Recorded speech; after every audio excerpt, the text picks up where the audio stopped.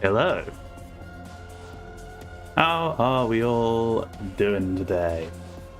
So after there we go. We're showing the game now. That is good. That is what we want. So yeah. So after last time and us getting lots of very interesting endings where nothing bad happened at all. Definitely not. Definitely not. We're just going to be continuing along, gathering some endings and working out what on earth is actually going on here. So, I probably need to go back to the flowchart. See, so that's where we've just gone. Where we stayed in a theatre for a very long time. A very, very long time. Oh, no data. Why is it? Alright, stream is...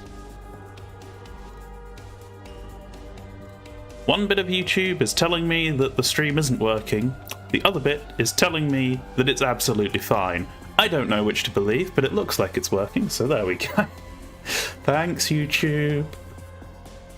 It's really helpful when you tell me different things in different places. Okay, now it's saying excellent connection. I don't know what that was about, but it looks like it's fine. So we're just gonna... Oh. Alright, so I have to go to the actual choice point. So...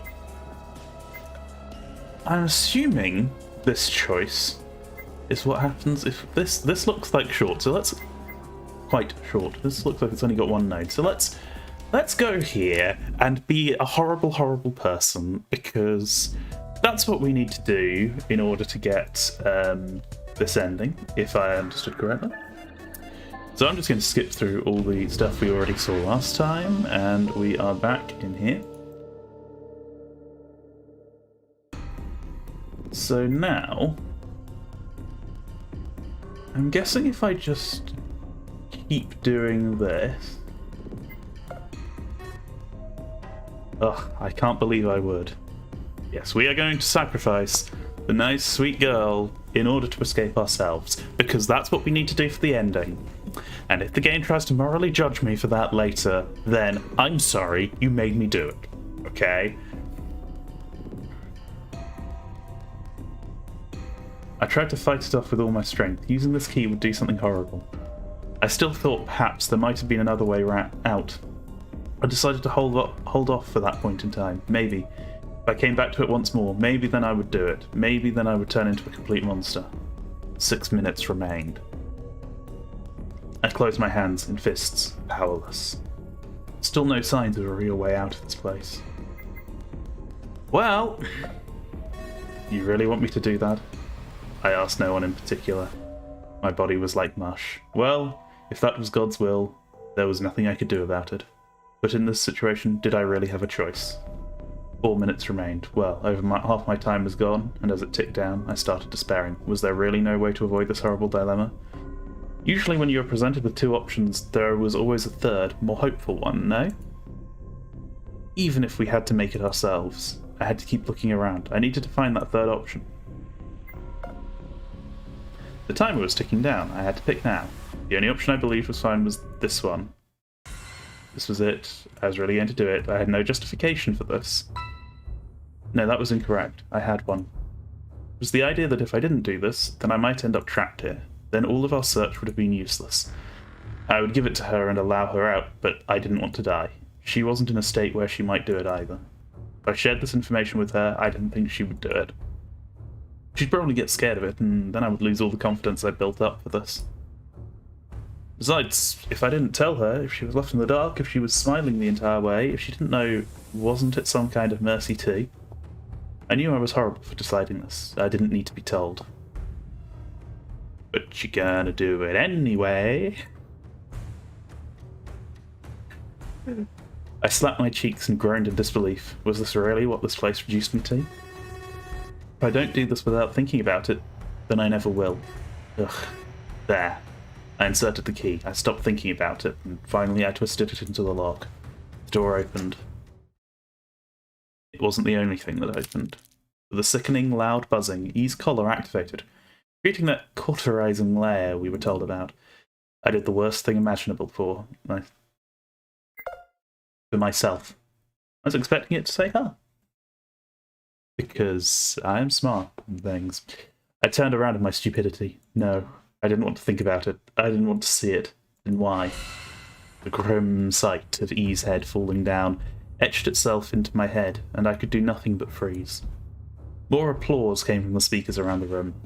They were congratulating me for killing her. I felt unbelievably sick.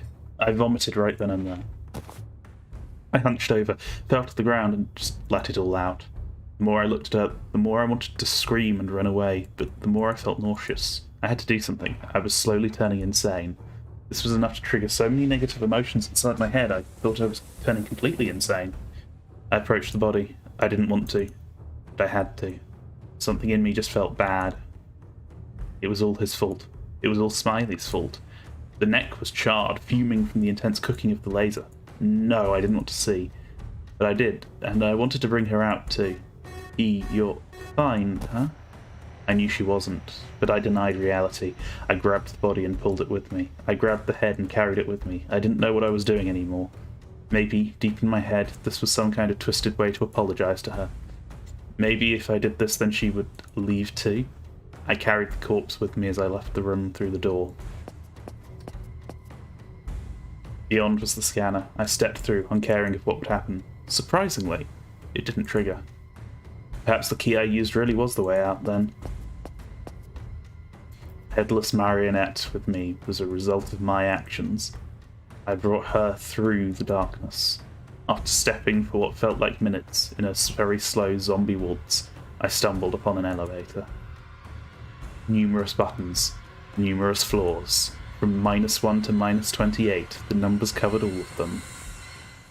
All negative floors. Negative losses. The loss of E. I pressed the button labelled 0 at the very bottom and swallowed, stopping myself from feeling nauseous again. I wasn't looking at the body following me. It came with me. I didn't even carry it, no, none of it. It was me. It was following me like a zombie. Maybe I was a zombie too. In that moment I thought about my predicament. Why exactly had I chosen to unlock the door knowing full well what would happen? Why exactly had my hands gone for the lock? Because I told you to. Because this is the only way we get this ending, damn it.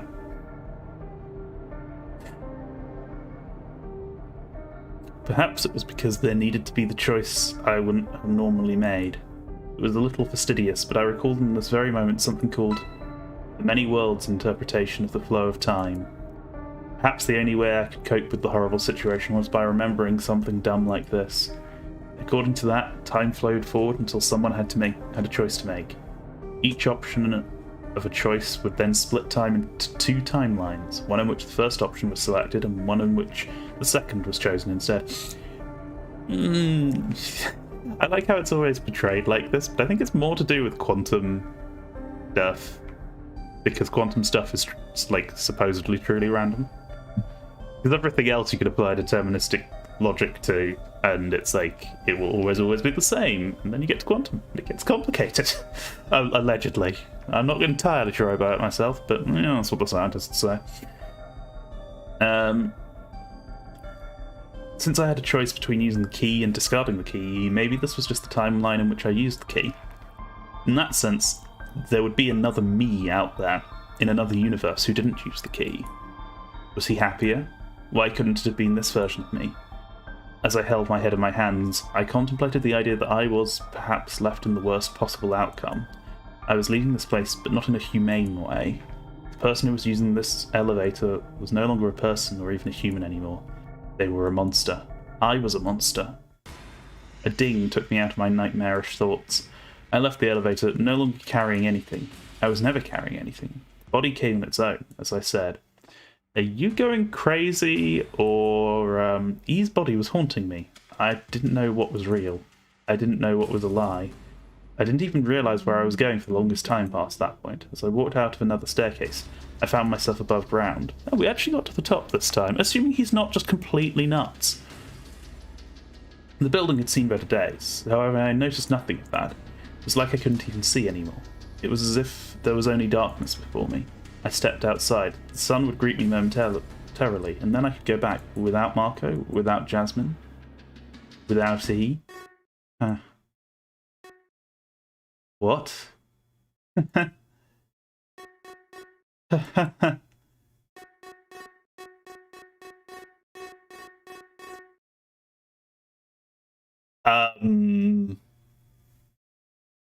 excuse me? Oh dear. Oh dear. Oh dear. I laughed as I saw the state of the outside world. Blinding for a moment, the sight greeted me. I was at the station at the top of the mountain, right in the middle of Montreal, and Montreal itself was degradation, desolation, destruction. Everything was destroyed. The sky was completely red. Small clouds flew overhead, but I couldn't tell if there was any sunlight. Chirping birds sang their sorrowful tune as cats and dogs roamed the street. Tons of bones were lying around, human bones. I could see corpses here and there, scattered around. Not a single soul was alive. It's all fucking destroyed. End of the world. Why am I not surprised? This is a nightmare, after all. I'm gonna wake up any minute now. I wandered through the streets, laughing like a maniac. I'd gone insane. I could recognize that fact. I wasn't really insane, but it was easier for me to cope with it if I kept repeating to myself that I was insane. If I kept acting like I was a mental case. Or perhaps this vision of the outside was wrought by E's death. Maybe I was substituting the shitty future I was seeing now as a result of my own actions, like I was in purgatory or something. This is what she died for. A fucking ruined world. Was it war? Time? A catastrophe? Who fucking cares, right? I laughed in the face of emptiness. Like a zombie, I walked around, half alive, not even all there anymore. That was me, a total shell of myself, an asshole. A selfish asshole. I wandered without a goal for a while, until the beeping from my collar pulled me out of my daze. Huh? What? Are you shitting me? The collar activated, and soon it took its quarry. Just as I beheaded E, it beheaded me. This was entirely justified. I'd killed her, only to emerge into this fucked up world. Killed. That word was funny. 6 letters. Middle was L. Middle was L. The letter L was in the middle. 5 letters long.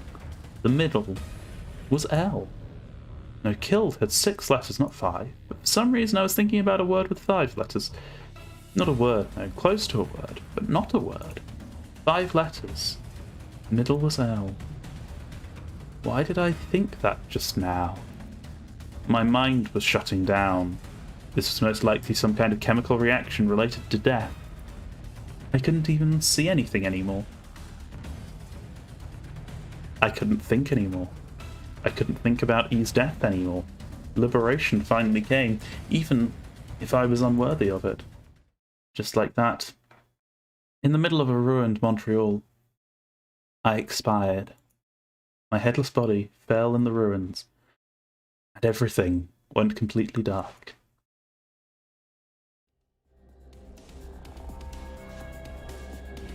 Escape.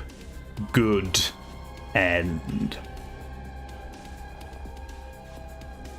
Good. Yes, game. Yes, game. That was a good ending. That was happy. Nice things happened in that ending. You know. Good, happy things. I feel happy. Do you all feel happy? I feel happy. Make me a psychopathic monster of a... No,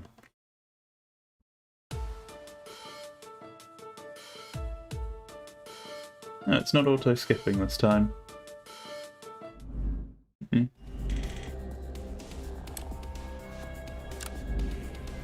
I'm wondering if there's something at the end of the credits. So, like, it just occurred to me. I was like, oh, I should probably have checked, but oh well.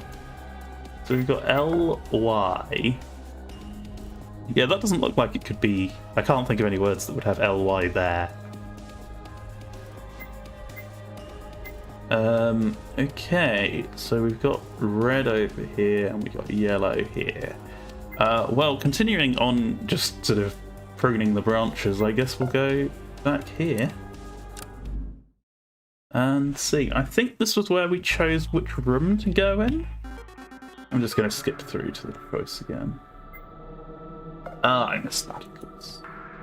I spoke to Ray, something. Doesn't matter. Just rush through. I don't need to talk to any of the others. I've already done that before. Simon believed it was best to go with Marco. Yes, this was the bit where I had a bad feeling about heading with E this time around. Yeah, that really ended well for us, didn't it? I felt much more comfortable with Marco. In that split moment, my choice was made. I kind of want to hang out with Marco, to be honest. I sure am popular all of a sudden. We've done good work so far, and I don't want to break the pattern, that's all. No offense to E, of course. I knew she couldn't hear me, but I didn't want the others to think I believed her to be useless in escape rooms. She did have a fair share of integrity with the previous one. Integrity, I'm not quite sure that's the word you want, but oh well. I know. That is not a problem at all. Do not worry. What I have to confer with M can wait, regardless. No, it won't, because you're going to the murder room this time.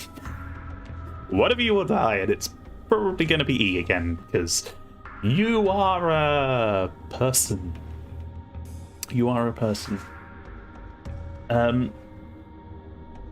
It can wait, regardless.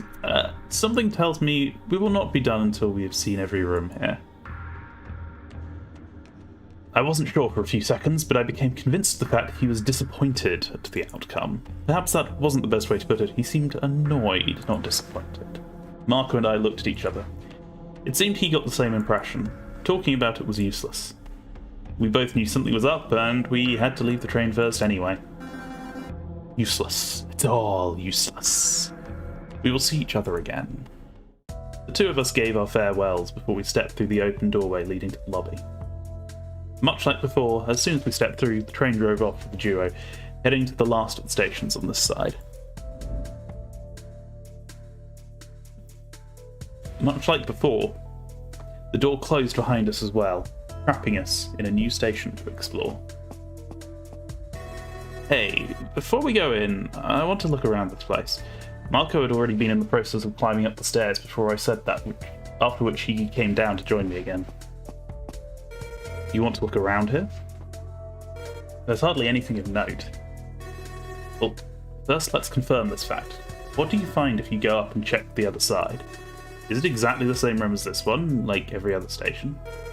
I'll go take a look. Call for me when you're done and we can share the information then. He went back up the stairs. I didn't know if he'd do what I asked of him or if he'd start this escape room without me. No skin off my back in either case. I had a small room to explore and plenty of time to do so. Some things had caught my eye and I wanted to take a closer look. That was a shiny surface. At first I thought it was a support beam, but upon pressing my hand onto it, it felt like more like a large vibrating tunnel.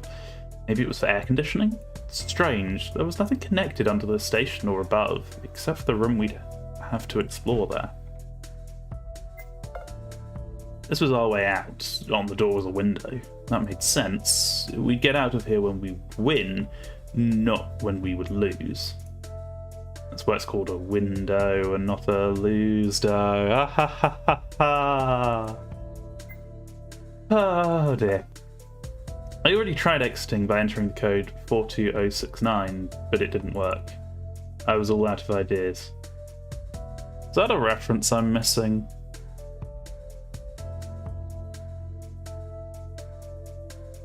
Because it's not the traditional reference. Is that it?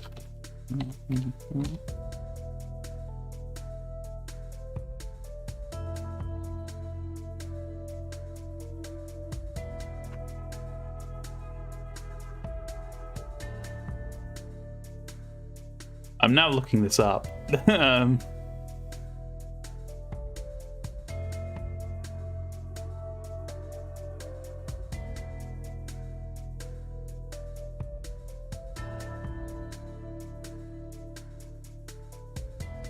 Oh, okay.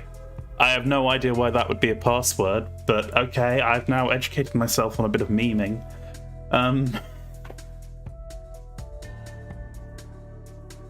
Let's examine the stairs. Yeah, that was a staircase.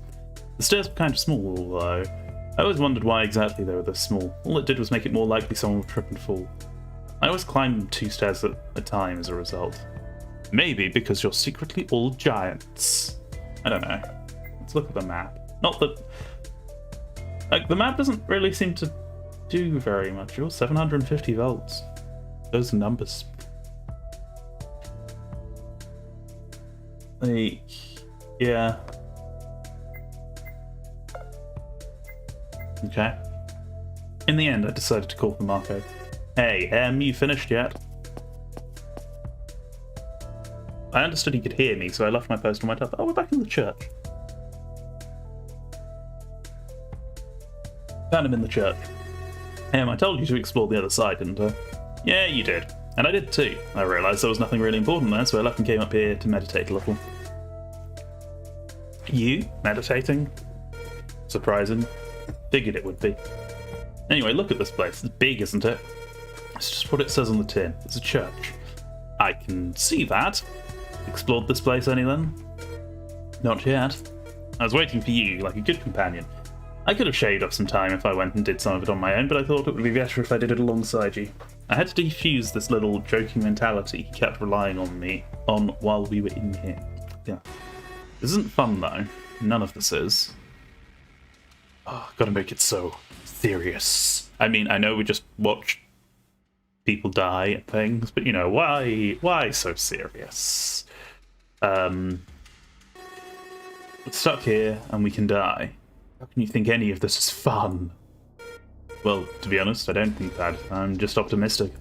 At least I try to be. This place is really hard, you know? It's suffocating me a little. Knowing we can't just go outside. Yeah, that's rough. Knowing we can't go outside. No one is experiencing that in the real world, right? Right? You get me? You understand what I feel about this place, right? I do wish I could go back outside like Ray wishes to.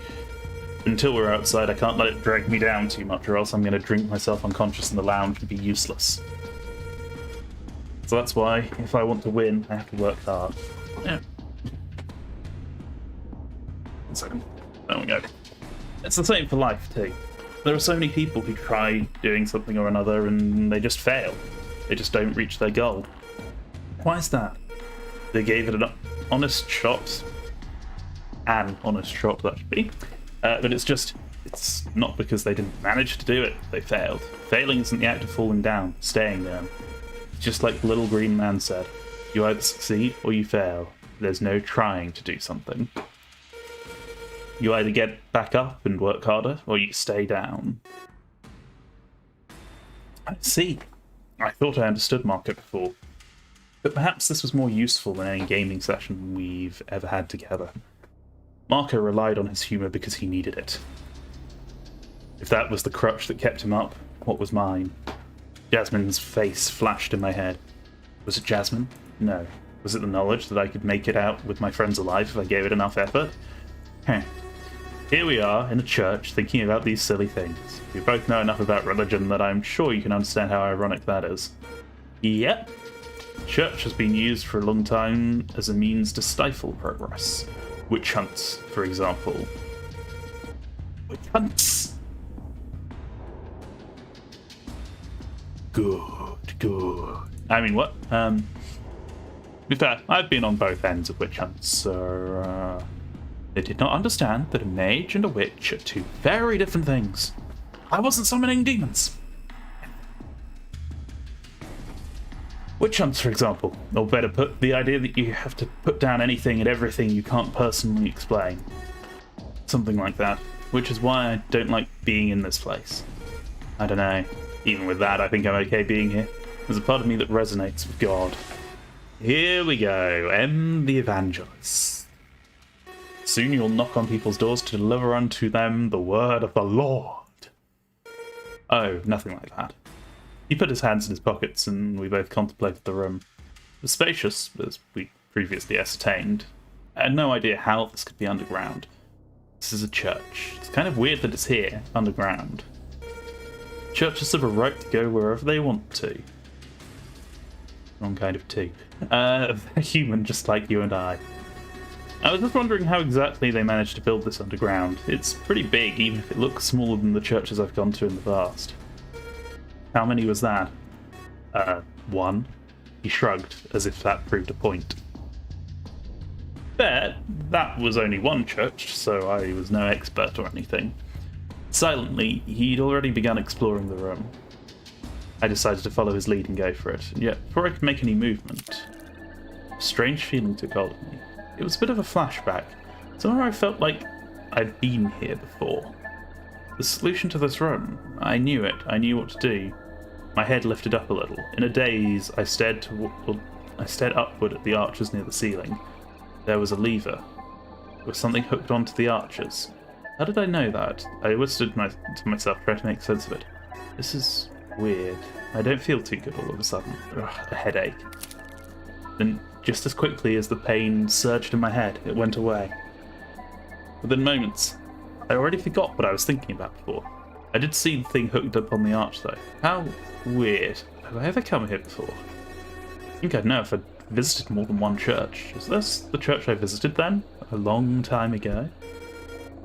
Yes, let's get a move on. I'm not going to do your homework. Coming. I shook off that terrible feeling, making sure Marco didn't hear anything from me other than that. The last thing I wanted was to burden him even further. As I stepped further into the church, I couldn't hide my sudden unease. Marco noticed remarkably quickly. You okay? Want to sit down for a bit? No, I'll be fine. I must be allergic to the clergy. Then you'd be a clergic. The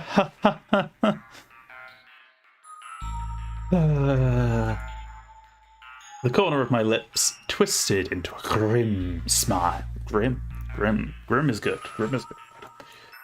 I understood he wanted to cheer me up, despite my current state. I gave in and sat down onto a bench. It wasn't comfortable. As I leaned back, I focused on what we could search around the room. Crack the code.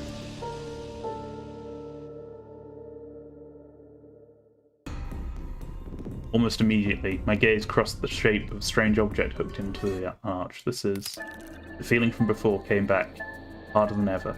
It was punching my brain inside of my skull, as if my entire self was being squeezed by a vice grip. It's back. Just let me solve it already, come on. This is quite a long way of going, you've done this before. Yes, we know we've done this before. You okay? You're seriously worrying me now. I could hardly see him anymore.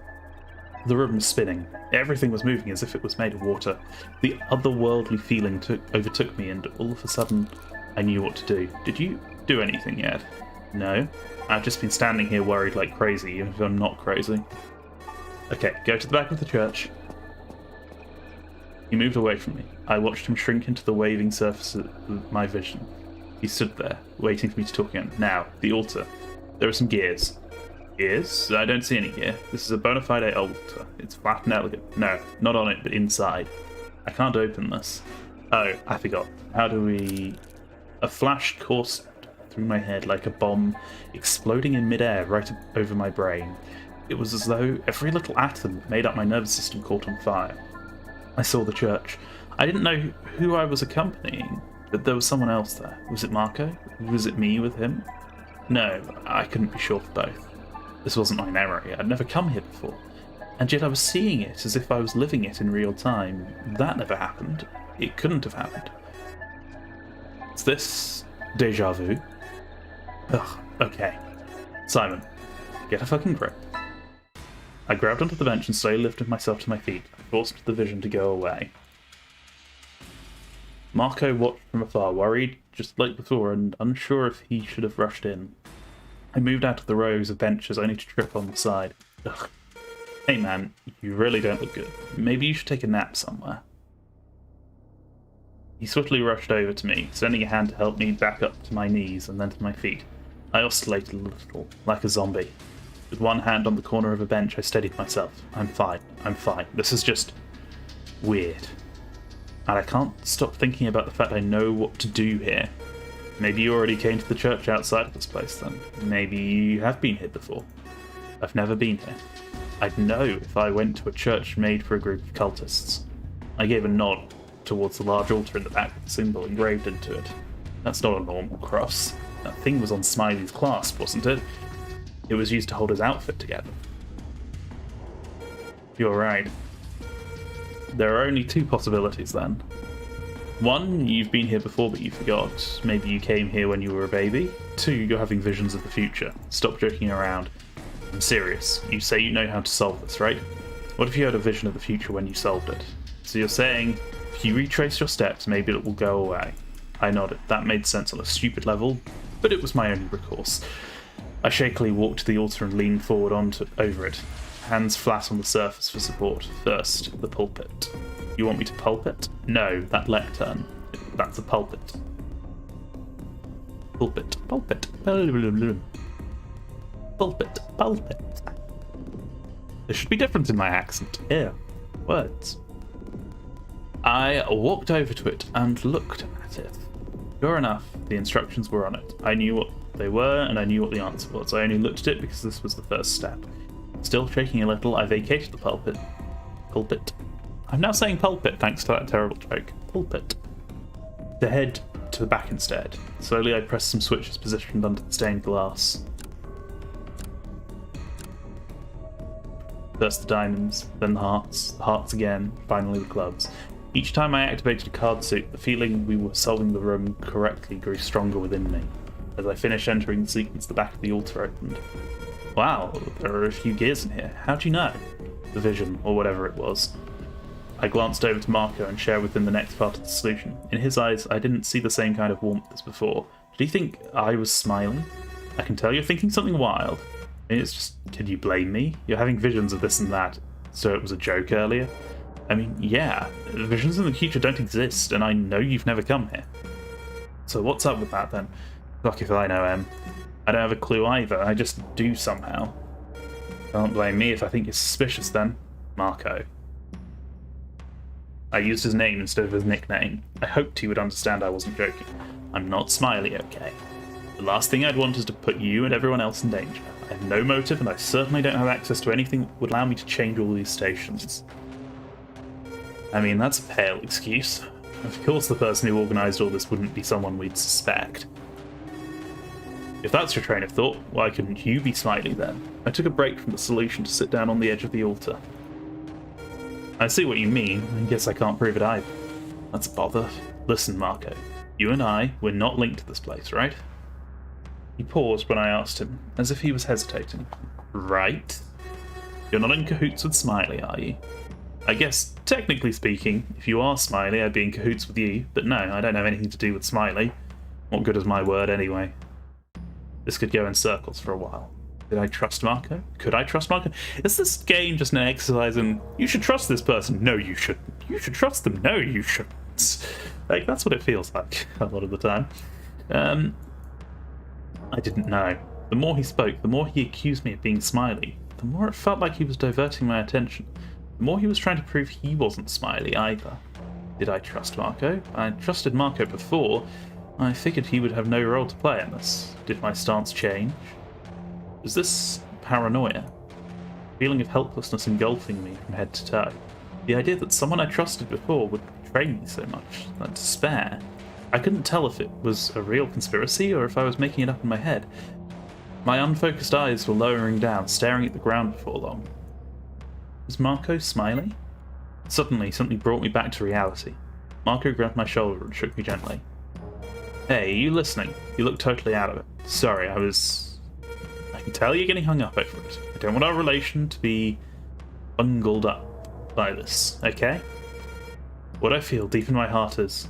He paused again, as if he was going to say something that had been weighing on him for a long time. Maybe he was searching his words. It took about half a minute before he spoke again. Listen, if you say you're not Smiley, I trust you. But if you were, I'd follow you anyway. I don't claim to understand what you'd be thinking, why you did all this, or how. But if you were, I'd still follow you. Whatever this is, there must be a good reason. And if you're Smiley, then that reason's important to me too. And you won't go back on that? No, sir. I have decided to put my trust in you, sir. Stop calling me sir. What am I, a general? Yes, sir. If you ordered me to go die for you, I'd go die, sir. Okay, fine then. Since you're deciding to put your trust in me, I'll put my trust in you too, Marco. I'll trust that you're not Smiley either. I held out my hand for him to shake. He stretched out his hand too, and before he could have any time to pull it away, I grabbed it to shake it. Oh man, I wanted to do a quick trick on you. You wanted to remove your hand before I took it, right? Yeah. Am I so transparent? No, you're not a ghost. We both laughed it out. Yeah, I decided I could trust Marco. So what was the next part of your so-called vision? Clearly we need to move this gear. It's a mobile and it can connect with that one over there. I stood back from the altar and showed it to him. Afterwards I motioned to a pot of incense on one of the side altars.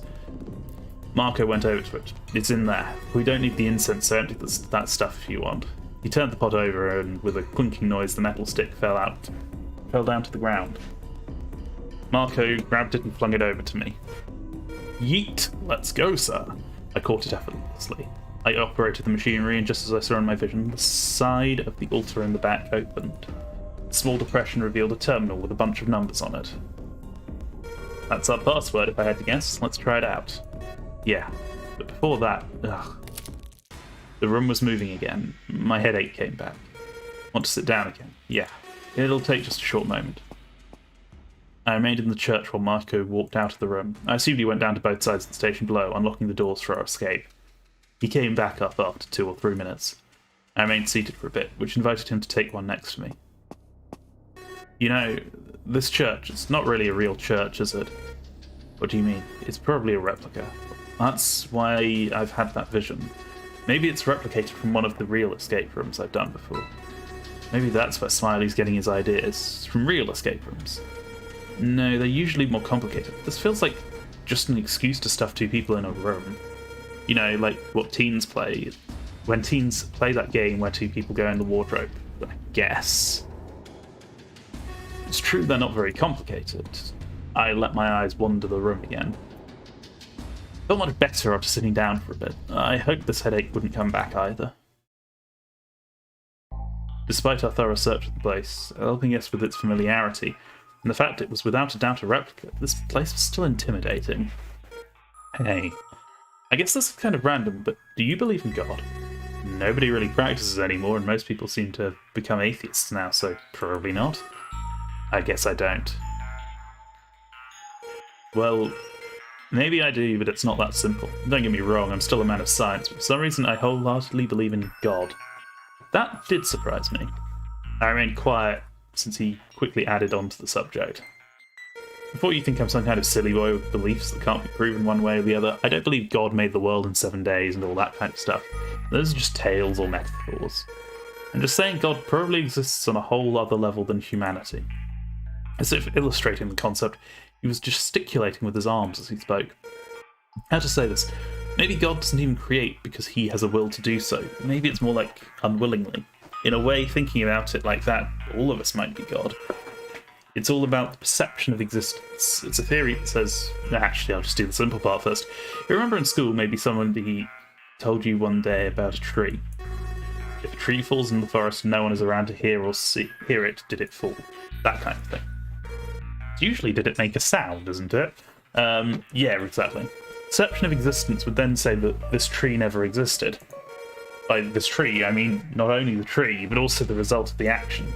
Let's say it fell down, and because of that some ants had access to the tree, and eventually that colony would thrive, take over the forest, and become a hive mind bent on killing us for some reason. That would also be the result of the action encounters the tree fell in the forest. I'm talking galaxy levels of possibly never witnessed. If a planet collides with another somewhere 20 billion light years from us, and those debris never get to us and never affect us, then it's like it never existed. Am I following that correctly? Yes, exactly. That's what this belief stems from. If God doesn't see something, then that something doesn't exist. This is sounding more and more like Laplace Stephen than God. But if he sees it, then it confirms that existence. And that's how God creates, basically. Because God observes us, then we are. Well, that's an idea, I guess. I didn't really believe in it, despite Marco's insistence. Listen, I just don't really know where this belief comes from. It's just something programmed in me at this point. I don't know why, I just feel it. I guess it's because I think it's actually the other way around. God exists because we do. Imagine that tree again. For it to fall, it has to be witnessed at some point, or the results of it falling need to be at least. We're just lucky that we happen to be the ones who need to observe or be observed. If it was anything else, like an entire other race or some other planet, then we might not exist. Yeah, that's actually a wrench in your idea. Why is it us? We might not be the only sentient life in the universe. I guess it's us because it's how it happened. Higher beings are probably watching us at this very moment. Maybe even literally higher beings. Maybe they've got cameras on the ceiling here. They elbowed him after he gave this long, serious spiel, only to finish off with a stupid pun. He coughed and smirked while half bent over. Worth it? No, it's never worth it, you idiot. God or not, we have to get out of here anyway. This place having a church still felt so odd. Why was that?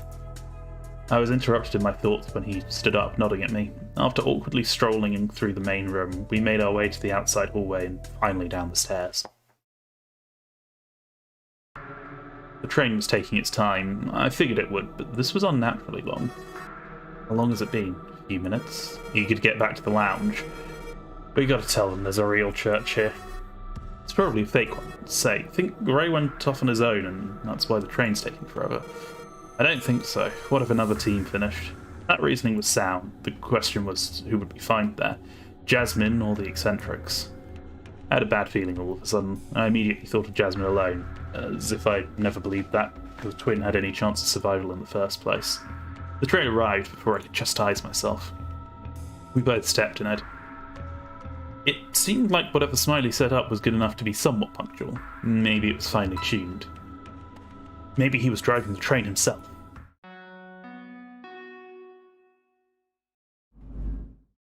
Nah, that would be stupid. I couldn't even properly see into the driver's cabin. If he drove, he'd have to see, no? Otherwise, the train wouldn't stop when it needs to. Hey, I think Smiley's one of us. He might be the ninth person, or even Ray. Remember Smiley in that recording they fed to us? Ray's build did match him, but maybe they want us to think that. What says it's a video too? Maybe it was real time. Maybe Smiley isn't even one of us, and they're just looking at us from the shadows, laughing at our incompetence. Yeah, maybe. I have to think about it some more. Let's talk about it later, after we find some sort of clue. Marco climbed up, and so did I. The train was going steady. We didn't say anything else until it arrived at the lounge. The moment Marco and I stepped out of the train, we heard a noise from upstairs. That sounds like something fell hard. Is Ray still up there, you think? Yeah, that doesn't sound good. It's like a fight? We both looked at each other and hightailed it out of the station. Quickly, we went through the little lobby and up the stairs. We're gonna die. I'm gonna fucking die. If I'm gonna die, then you're gonna die too. Everyone here is going to die. The words of that unstable man reached my ears as I got to the lounge proper. The situation quickly came into view. It wasn't pleasant. Jasmine had her hands against a wall and Ray was yelling, holding her at gunpoint. Fuck. I knew I should have insisted earlier to take it from him. I cast a glance over to Marco. He didn't look too happy either, but there was little we could really do in this situation. Jasmine noticed us. Run away, you fucking morons. Run or he's gonna kill you too. I'm not leaving you here. Stay out of it and run. My words caught Ray by surprise for a moment. It doesn't matter, they're dead too.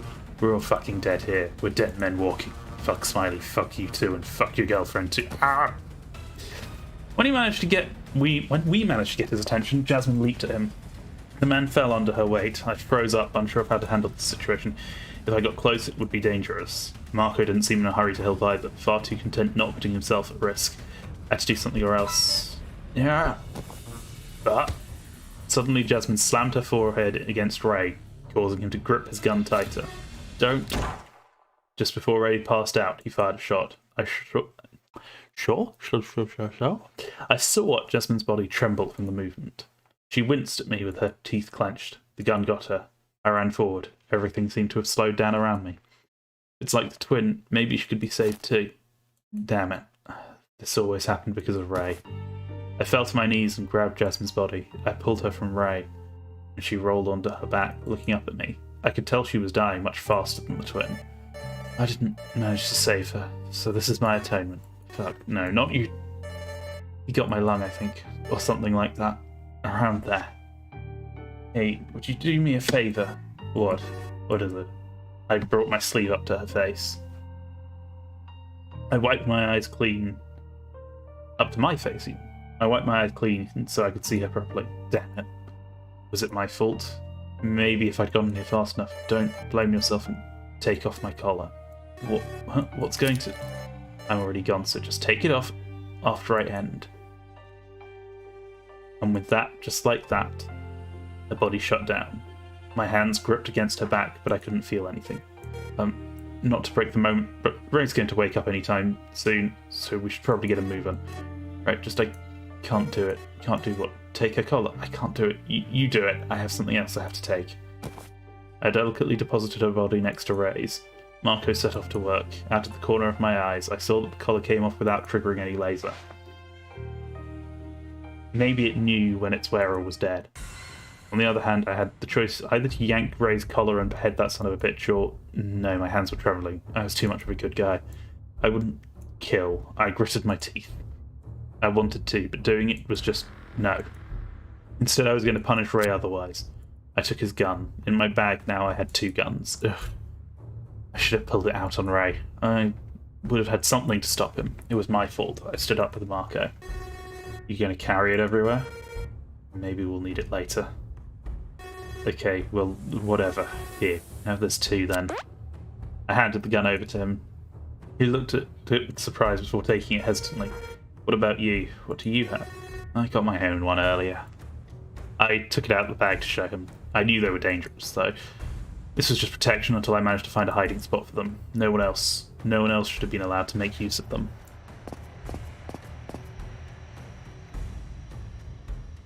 Silently, we both went down the staircase to take the train again. I broke that silence a few minutes later. We should get rid of those damn guns. Why? I know you're upset about her, but don't you get it? The reason why she's dead is because someone kept one. It's too dangerous. This kind of bullshit shouldn't be in the metro in the first place. What would you think if Ray overpowered me later and then decided to grab my gun and shoot me? I guess you do have a point. Why not just off him then? That seems simpler. I don't want to do it because I just don't, okay? Once we were both inside the train, it set off again.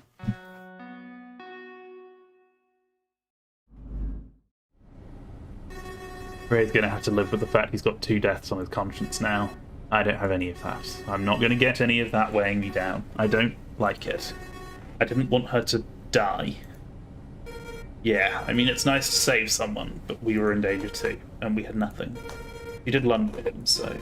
Prochaine station, garde manger. Shut up, lady. Prochaine station, my ass. Marco chuckled at my words. I deflated into a seat instead, holding my hands and trying to think about how this whole thing happened. How did Ray get the gun, anyway? He had a gun, that's right. Where did he get it?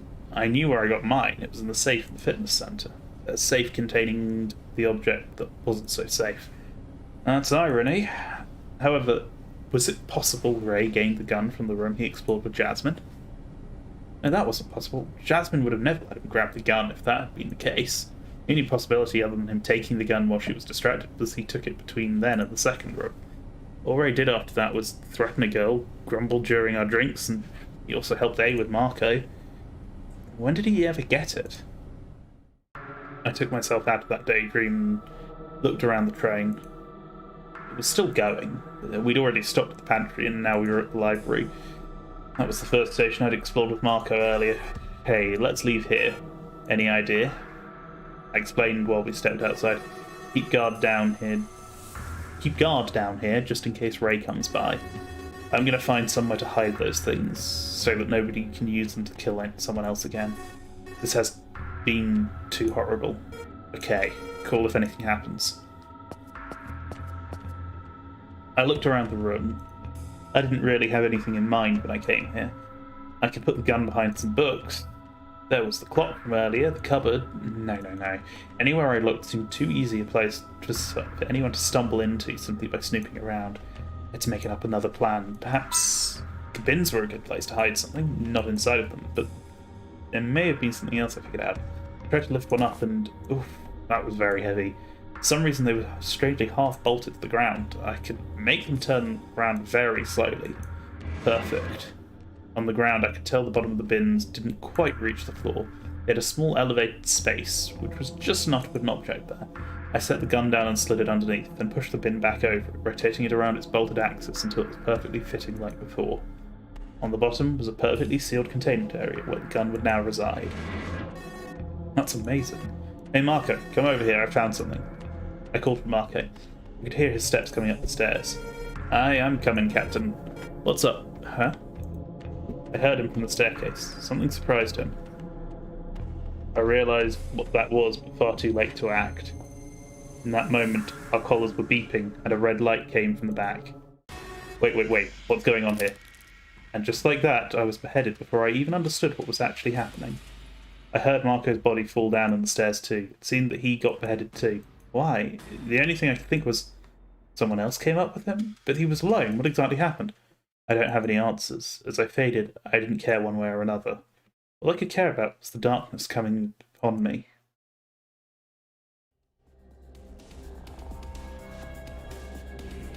Interesting. Very interesting. Oh, and I got an achievement.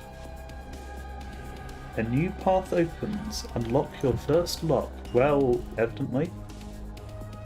That was a bit weird, though. Okay. So someone else was hiding in the library, then. I guess that must therefore have been one of the twins? Whichever one was still alive? Oh, strong colour. And another achievement, presumably for completing the red branch, because that was not that long.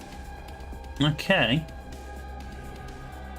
So the fact we've got all this space down here is making me go, that's going to be a long branch, isn't it? Well, that's presumably going to lead into some of this. I'm still a bit confused because this is where the prologue was.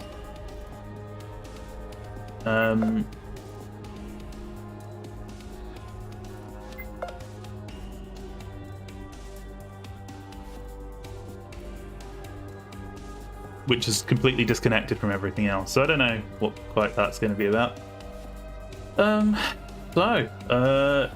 We've done all of this top side. So there must be quite a bit down here. We've got 7 out of 19. Okay. Let's see at what point we get a choice now. I'm going to talk to the twins. Oh, you're S, right? Yep, that's me. I came by to check on what you two think we should do. I don't know. I don't want to go into the tunnel, though. Seems too dangerous.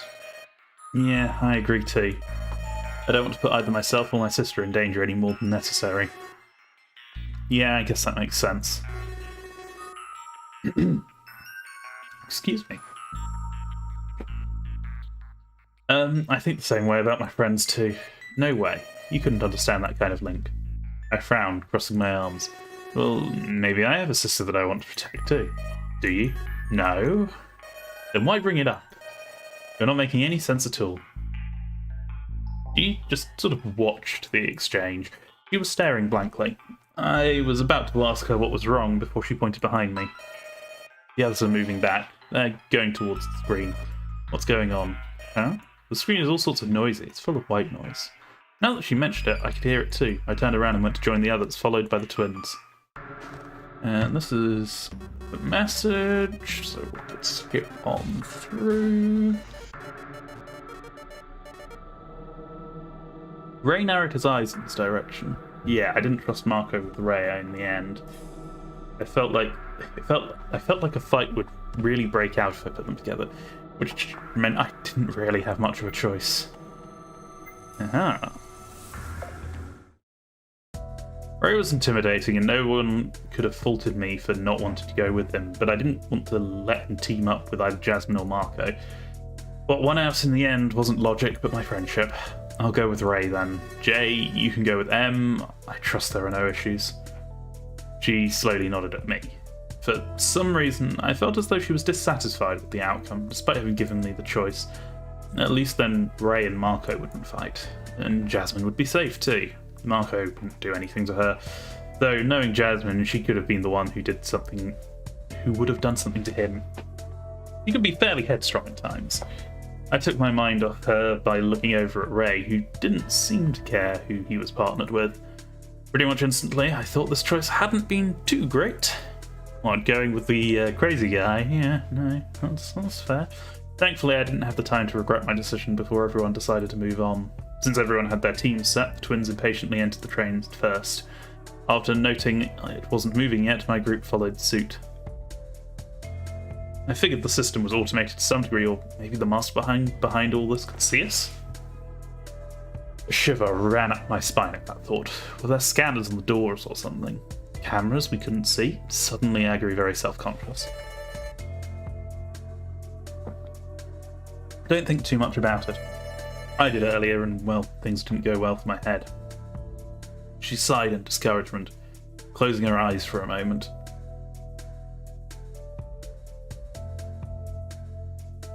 Hang on! Sorry, I was just thinking about something. That lock we just unlocked earlier, was Jasmine's collar still active? Because Marco was carrying the collar and went up the stairs. So if that collar counted as well, then there would be 3 collars in that room, which would mean that could be why, rather than someone hiding in that room. Jasmine continues to be sus. Because, yeah, that would be why she asked, so that they'd fall into that trap, presumably. Yeah. So maybe she wasn't really dead. And maybe somehow she could remove her collar. I'm not quite sure how all this works, but maybe. Possibly. We'll find out, I guess. That thought just occurred to me. I don't know why in the middle of this conversation. She sighed in discouragement, closing her eyes for a moment. I wordlessly agreed with her. She has been very manipulative, though, so I wouldn't be at all surprised. The doors closed, and we were greeted by a pre-recorded speech telling us what the next station was. Prochaine station Gare Marge. With all this, I'd almost forgotten. The train had French diction here. It seemed the next station was a Gare Marge, whatever that was. Normally I'd just sit down and stare blankly at the wall to see which of us would blink first, but since we were just a handful, I figured some chatter wouldn't hurt.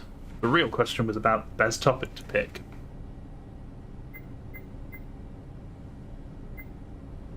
Group's age spread, because, fuck it, whatever reason we've been kidnapped for, Smiley didn't discriminate, huh? What do you mean? I mean, we have 2 teenagers, 4 young adults, a middle-aged man and an old man in the group. It's quite an extensive age gap. Watch who you're calling middle-aged, or I'll send you to the Middle Ages myself. He cracked his knuckles menacingly. Whoa, that doesn't make any sense.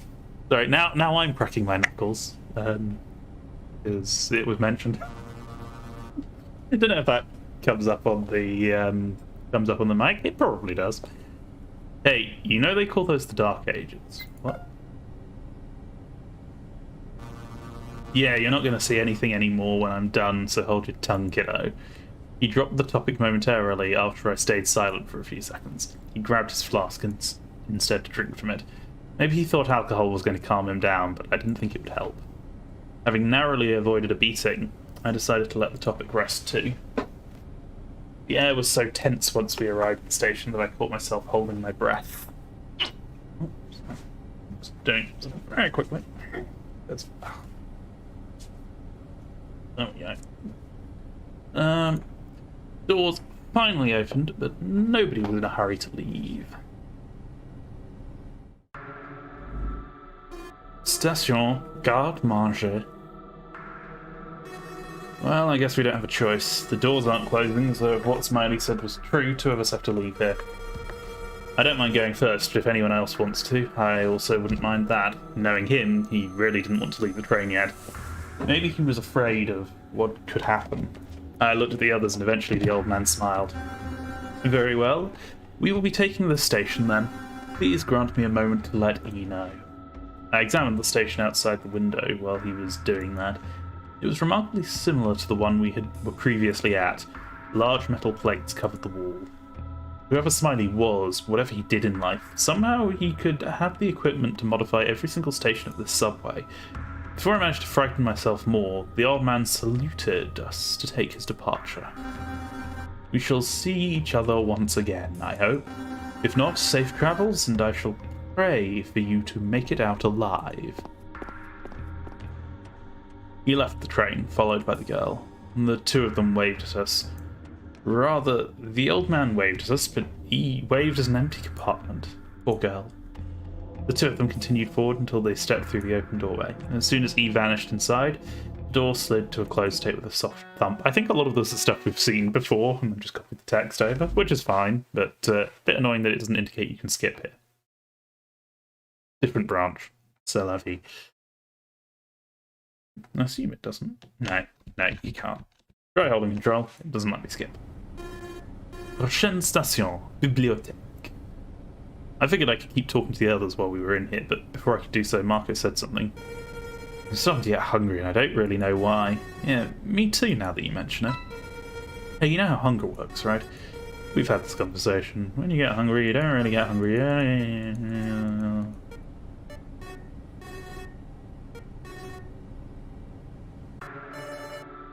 We'll take this one. As the doors opened and nobody moved to take the lead, Jasmine took her chance and offered her duo to the next sacrifices, in a manner of speaking. Okay. Let's go then, Jay. There's no point in wasting any time, huh? Like, it's best to be in the first picks. It's a little like when you're in gym class at school. His voice became fainter as he walked into the distance. I couldn't hear whatever stupidity he was saying anymore. When the two of them vanished behind the open door, it closed, and the ones on the sides of the train did the same. Very shortly, it was on the move once more. Prochaine station, chambre. I wonder if this is all just a farce and we'll be able to just walk out or something. I mumbled to myself a little. No one else paid any mind to it. Glancing over, I looked at Ray, the companion who would spend a while with me in a room doing who knew what. Chambre, huh? Normally that station isn't that kind of room. Yeah? What is that? You little girls don't learn French at school or something. It's a bedroom. What the hell does Smiley want us to do there? I'd rather not know. Ray frowned at me as if I had insinuated something he didn't like.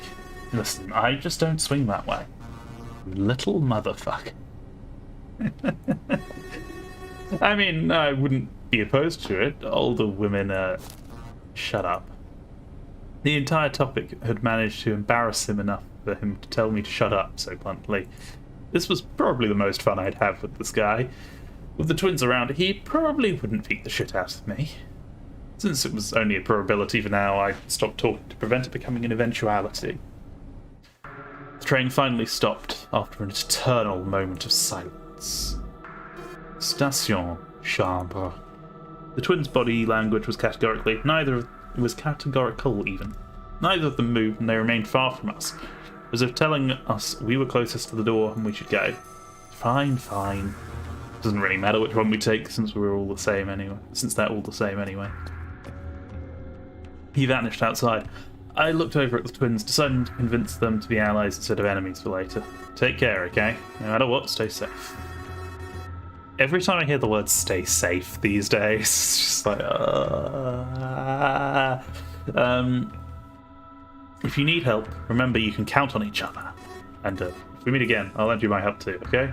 I didn't know why I offered this, I just felt like it. Chances of us meeting again were fairly small anyway. Sure. Now, move along if you're going to miss your ride, Mr. Benevolence. I guessed I could differentiate the twins this way. G was shy, quiet, the shy, quiet one who was probably smart on the she looked, and H was a ball of sass. Yeah, who left the sassy lolly in my game? I mean, really.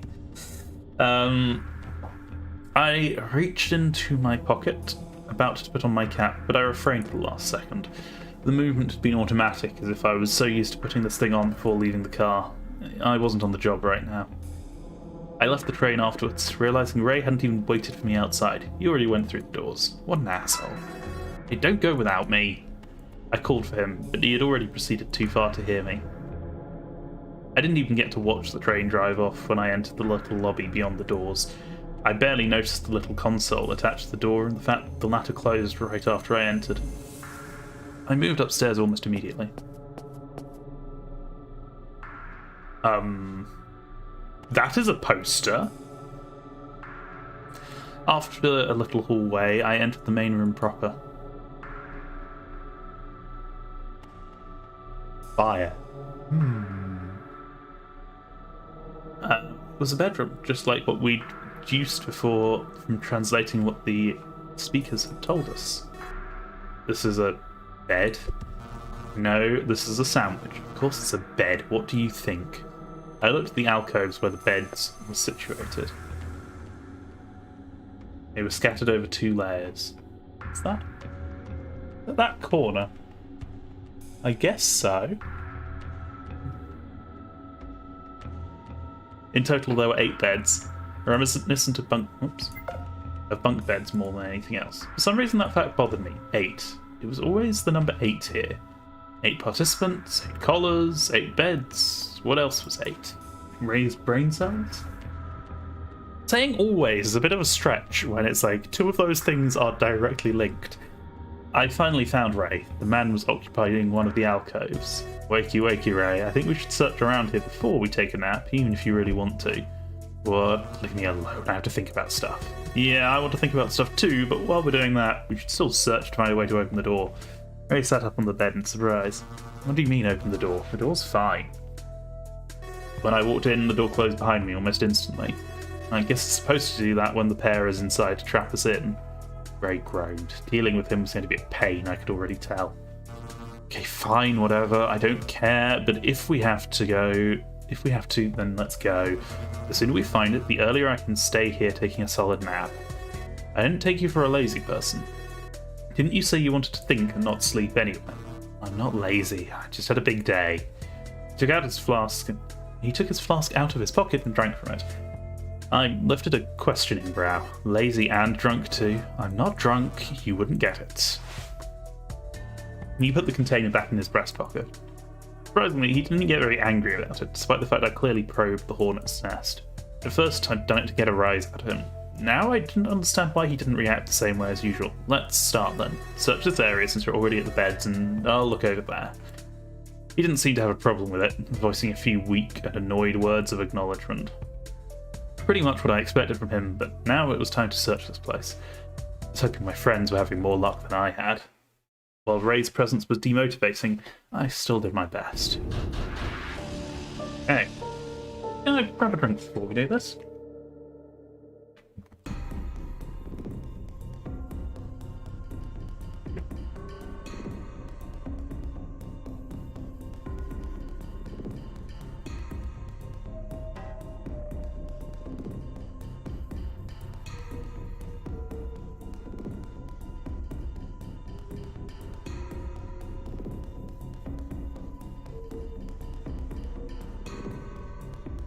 Still watching me. It's going crazy. It's going crazy. I think you're crazy. Whoops. Yeah, my kitchen and living room are one combined room, so whenever I go to the fridge, the camera can still see me. So, yeah. So I kind of freak out on the screen. It's a thing. Anyway. Right, let's start looking at things. Ray, come see this. It's an old poster for a has-been magician called the Magnificent Zachary. I think he was an illusionist or something? What about the poster? I don't know, I thought you might know more about him since you're older. You think I went to one of those stupid things? The guy took a drink from his flask, assuming he wasn't masking his interest. I must have been following a red herring. In case of fire, break the glass. In case of mire, mow the grass. In case of homework, wake the class. To cause a fire, drop the base. Marco probably infected me with his stupidity. I need to stop the streak before it gets any worse. Hey, I thought you said you wanted to look elsewhere, and I'd said so. Just making sure you're doing it correctly. Hey, correctly? What the fuck do you mean? There's no correct way. I can't just have you trash this whole place up. I mean, look at the state of those beds already. It would be really hard to find anything if you made the mess even worse. Leave me alone. I didn't touch those beds. In fact, I didn't throw everything out. If I did throw everything out, wouldn't it be easier because it would be all over the place? Is that what you say to other people as justification for avoiding cleaning up your room? No, I just don't need to do it. I took him for a man who at least had his stuff together, considering he looked a bit like some kind of office worker. He had a lazy side to him too. Yep, that's me. I was expecting a you're probably wondering how I got here right now reference. When I lifted my left arm, the reflection's right arm moved. When I arched my right eyebrow, the reflection's left one did the same. Behind myself, I could see Ray doing whatever on the beds. I thought he was searching, but I wasn't sure. Was he sleeping in the middle of an escape room? Ray, I can see you. Get up. Shut up, I want to sleep. I had a big day. Kids like you don't get it.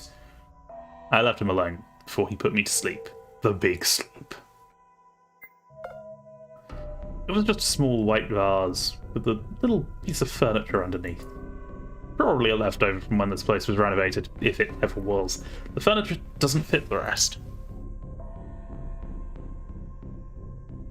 It looks like it has slots for something. Maybe that's a clue.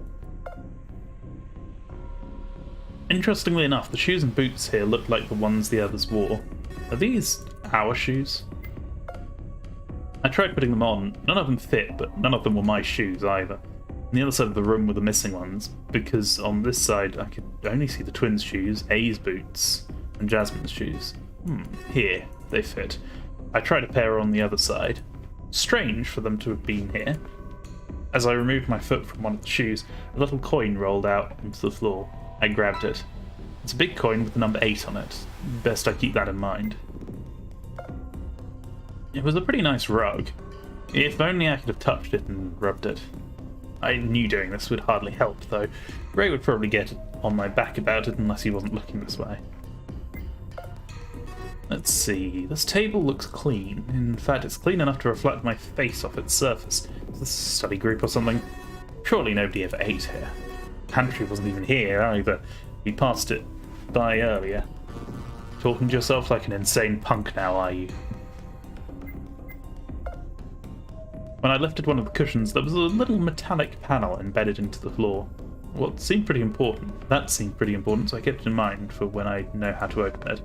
There were 4 screws on it, but I hadn't found a screwdriver. Maybe I didn't need a screwdriver, though. Is this the oldest trick in the book or what?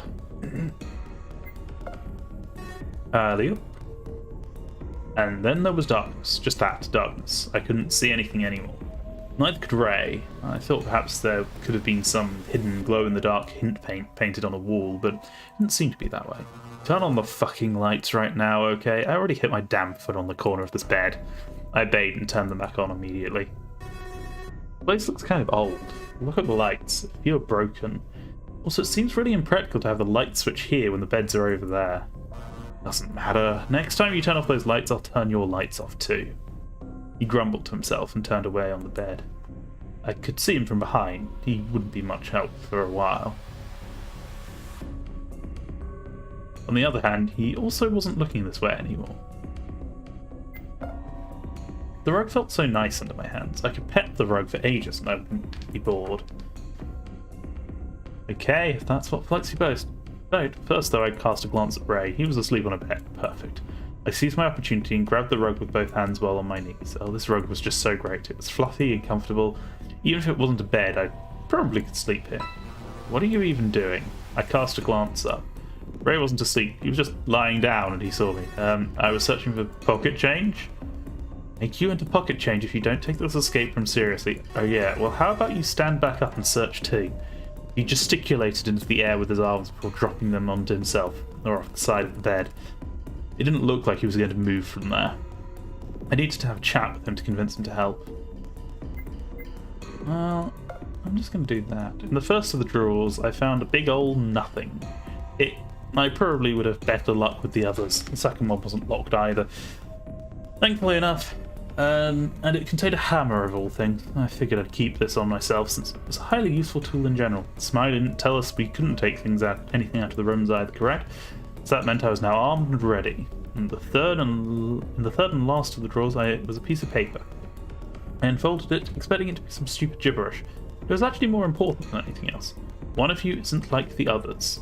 None smile within my mask.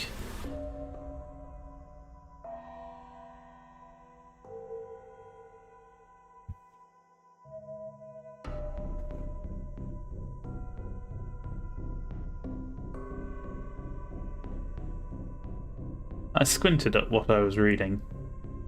Paper was telling me someone in the group didn't belong. Instantly, I grew a little mortified. What if Raid would find this? No doubt he'd spread fear, confusion, and paranoia to the entire lot. I couldn't afford to let him get a hold of this. This was too dangerous. I decided I would share it with Jasmine and Marco later. First, or someone more reliable, at least. What was up with that second half, too? It was full of grammatical errors. I stashed the paper away into my coat, crumpling it up a little in the process while I closed the drawers. I found a hammer. Good for you. He didn't really seem to care about anything, did he? Oh, you're here? What do you want? I just need to know about your drink. What is it? Is it beer or something? I needed to break the ice eventually, and I thought this would be helpful to do first. Since we would be trapped here for a while, I thought it would be nice to get to know more about each other, even if he didn't seem to care at all about sharing information. It's not. Listen, it's not alcohol, it's medicine, okay? He ran his hand through his hair, visibly annoyed. It was pretty much the emotion he naturally showed, so I didn't pay too much mind to it. I mean, if you want to talk about it, that's fine. I won't judge or anything. The man sighed and decided to give up on his wall of anger. At that moment, he looked particularly old, but that might have just been my imagination. I don't really want to get into the details, but the medication was partially made by me. See, I'm a teacher in a scientific field I don't want to elaborate on. I ran some tests a while back. Turns out I have some kind of brain disease. I had to find a cure. I would have died a week ago now, but this medicine is staving it off. The people who let me in the know about this medicine, though, they were real shady. Like, real shady. I had no choice since all the hospitals are now understaffed due to that damn pandemic. Time wasn't on my side. They let me borrow some stuff and let me loose. I didn't even have any contact with them ever since I made this thing. It's actually working though, so I can't complain. He held the flask up to show it off. Unfortunately, a side effect is that it makes me real violent. Like, real angry. Maybe a bit paranoid too. I hate it so fucking much, but I have to take it or else I might not wake up again. Closed his hands in fists, angry at his powerlessness. Yeah, okay. If you tell the others, I'm sure. You think they'd care? You think the hospitals cared when I went there? If they didn't care, why would some random schmucks?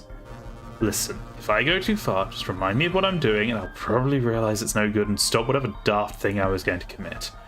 Ugh, mornings aren't kind on me since I had to take it in small sips constantly, and going an entire night without it is not good. But while I'm awake, it's not that big of a deal. I thought Ray was uncharacteristically smart, having developed that imperfect cure by himself, even partially and with the help of that company. I could hardly mix cereal and milk together without making it burn up in flames. Well, I'll keep searching around. Okay, fine, I will too. Happy now?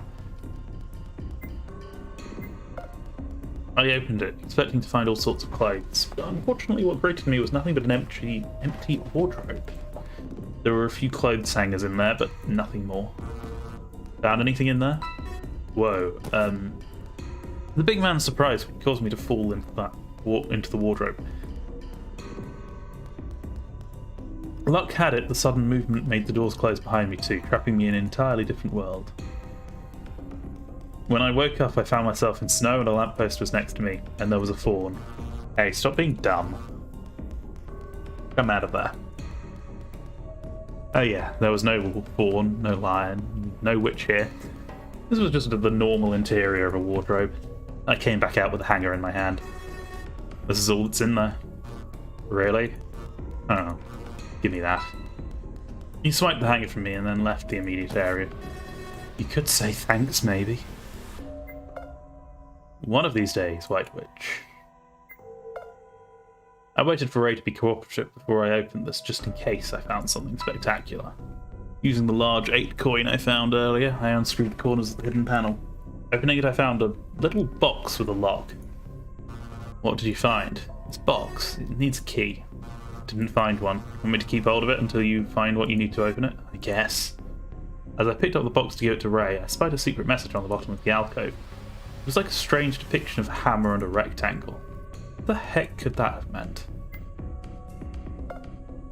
This table was perhaps even shinier than the other table. No, the first table was a tiny bit shinier upon reflection. It was hard not to reflect on it. Both of them were so shiny they reflected constantly. Didn't see that one.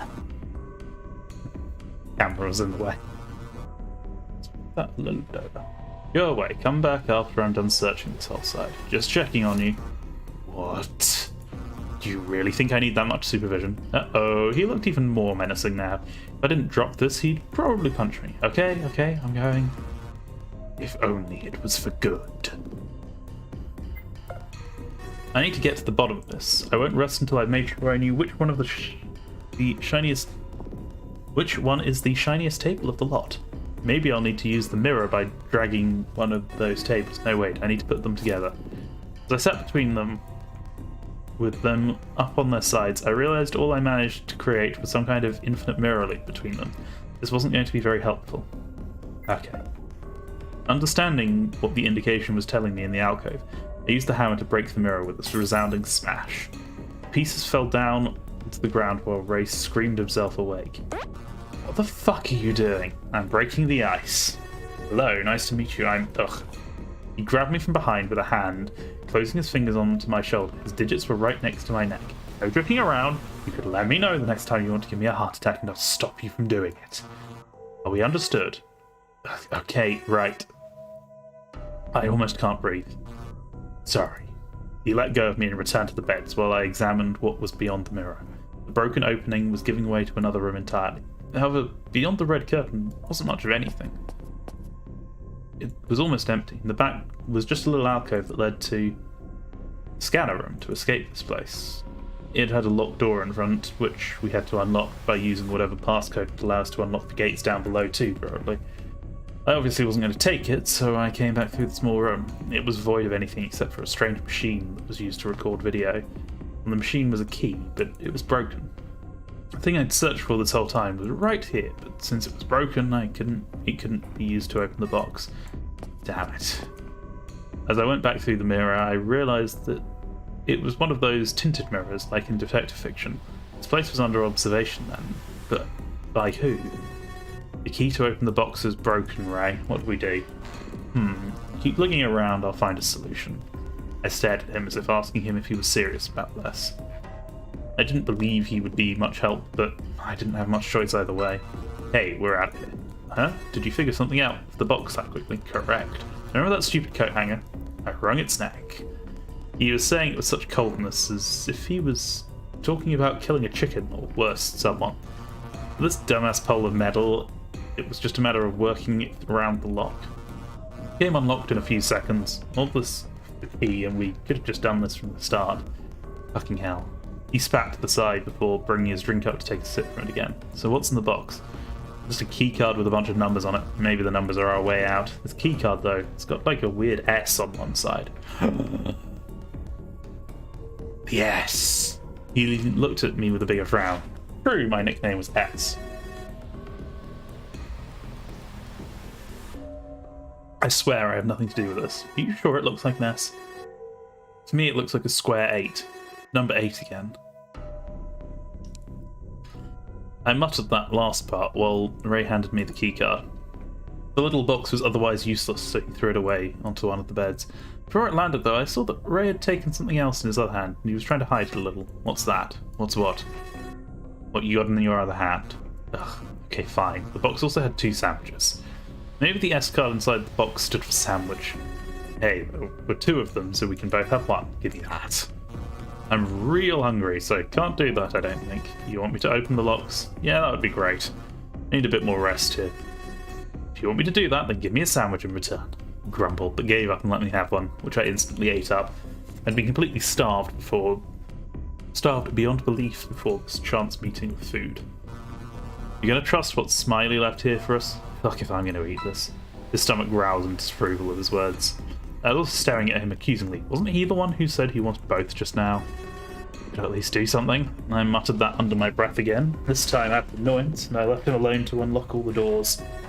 Let's see, the code is 11037. 11141. I don't know what the 11141 is off the top of my head, but I might recognise part of the rest. That's a lot of ones. Watch the job. Don't talk with your mouth full, Ray. The code is 11037111141. Got it. And with that, the man disappeared down one side of the staircase. Perhaps he was more reliable than I gave him credit for, due to his late interest in finally being helpful. Not that much more reliable, but a little more nonetheless. Not that much more reliable, but a little more nonetheless. On the way down to the station, I realised I was still holding the hammer in my hand. Swiftly, I stashed it away inside my coat. There was the possibility this tool might serve as a weapon for someone later. By keeping it, I was hoping to eliminate the threat. Not to mention, it could be useful in another room. There's no rule about having to leave behind the objects we found, right? After unlocking the way back out of here, I fetched Ray to this side of the station, when I realised we could make our way back to the first station we started at. So we can go back then. That's a relief. I hope the others will choose to do that too. You're the kind of person who always looks back and never moves forward. We could just keep going too. I'm not sure why you're so insistent on going back. No, I mean, aren't you curious about what was in the first station we were at too? Apparently my reasoning went over his head, because he didn't seem to care one way or another. Or the other. I frowned in the face of that selfishness. It's his suggestion to leave everyone behind. It's kind of useless to do that unless we found something of note. Since there was nothing here, we could just keep going for a while. I decided to keep my mouth shut on the paper I found. Especially with him around, I didn't feel safe exposing the message. Surely that logic goes both ways, though, that someone else might have found something, so, like, whatever. For all I could predict, he'd decide I'm the person who doesn't belong. And I don't know. I know you don't care about the others. You don't know much. Be that as it may, it's still a good idea to tell them about the scanner room at least. It'll take a few minutes at most. With a shrug, he took a sip of his flask. Thankful he was at least cooperative enough to wait for the train back home alongside me, I decided to chat with Ray a little. Even if he was antisocial, I was certain he might have some information for me. You sure you're not drinking too much of that? Cutting me short, the train arrived as I asked the question. After drowning out my words, we boarded it, and to my surprise, Ray actually answered while we entered. Are you sure you're not drinking too much of that? Who made the medicine? I think I know how to take it. Mind your own business. I wisely chose to acknowledge his retort and dropped the subject nigh instantly after he repeated what I was said in a mocking tone.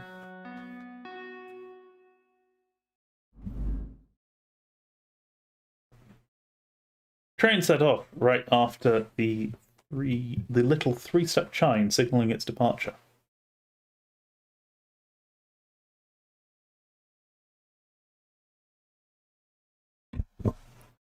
Excuse me there.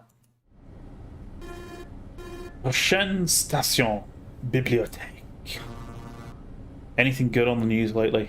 His question took me out of my budding daydream. The surprise was most likely written all over my face since he frowned at me. Don't put up an act. You're not the only one allowed to ask stupid, time-wasting questions. That was hardly time-wasting for. We were waiting for the train. Whatever. I don't really watch the news, but last time I did, I heard about some explosion in New York. Even if I didn't care for the event, I had my own issue to deal with. It was in their subway. That was weeks ago. Yeah, exactly. That event. Makes you think, huh? So we're stuck in a metro. or a subway, or whatever the fuck you want to call it. Some people are insane, and terrorists are still going hard at it. To be honest, I just want to get the fuck out of here before, you know. I didn't personally believe terrorists were involved in that incident, but I kept quiet, thinking it best not to set him off and have him blow up on me. Are you saying you think they're related events? Maybe. The place got bombed really hardcore. Just feels similar. I don't want to hope there's a bomb here at all, but if there's one, well, I don't like it. I'd rather be miles away wherever this place gets blown sky high, you get me? I silently nodded. Satisfied with my docile agreeing, he resumed sipping from his flask while leaning against the inside of the train. Maybe that medicine was making him paranoid too. Has someone got Hinamizawa syndrome? I mean, what? What did I believe about it? It wasn't clear. Maybe he was right, maybe he wasn't. If he was, though, we were in some deep shit. Station Bibliothèque. The train stopped at the library station. From the windows I could tell no one would be boarding it back. Either Jasmine and Marco already made their way to the first station, or they continued past ours. I could tell because the door was open here, so they definitely were done with this place. The train's doors opened and closed uselessly, as no one would be leaving here.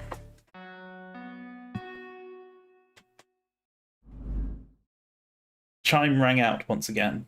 I basked in the atmosphere of the metro, silent, calm, until the train departed again. Prochaine station, garde-manger.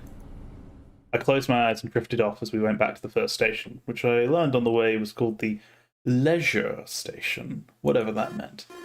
Station loisir. When the train stopped moving, we disembarked. Finally back onto solid ground, I stretched my arms and legs, looking around to see if anyone was back yet or if we won the imaginary room-solving race. 4 had already finished before us. Damn, we got third place. Hey, where are the twins? They aren't back yet? Jasmine shook her head when I called for them. No, they haven't come back yet. I'm a little worried. We've been here maybe 10 or 20 minutes now? Hard to tell. Talking about what we found in our rooms. Obviously, we explored the library. It had some food in it too, like a sandwich. Looked kind of gross, but I was hungry, so it's whatever. Old Man A won the sustenance jackpot though, since his room was a pantry. I noticed Jasmine had a bag now, which she didn't have before. I wouldn't have noticed it if I'd just been looking at her from the front, since it was tied and hanging off her back. She didn't have that last time, did she? It seemed strangely familiar, and upon taking a glance at the old man, I realised it was similar to the bag he was holding. Did he share something with her? Jasmine noticed my glance. I was ready to defend myself about how I wasn't looking at her bus or anything, but she already took the lead. Oh, this bag. A is lending me some stuff so I can communicate with E too. Oh. That's just in case we split up again. We won't be stuck in the same teams every time. I see. Off to the side was the other girl. We weren't doing much, and there was no reason to waste time, so I decided to strike up some conversation with someone. All of them were pretty much free to talk to, but the old man himself was examining the consoles. If I spoke to him, I would probably end up in a long talk. Best be if I kept him for last, unless I wanted to move on from this situation anyway.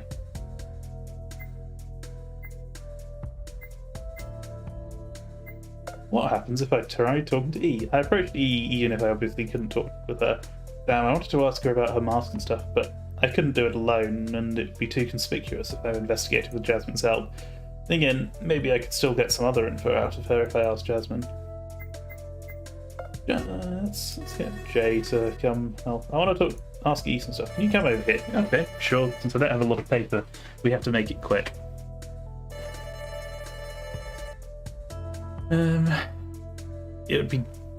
It would give me some experience for later at least, so I'm all good with it. What do you want to ask? Maybe, I didn't exactly know what I wanted to ask E. I couldn't ask her anything too complicated, but I also didn't want to ask her something useless. I want to know what her favourite colour is. Wait, are you trying to use me to flirt with her? No, I swear. Okay, something else then.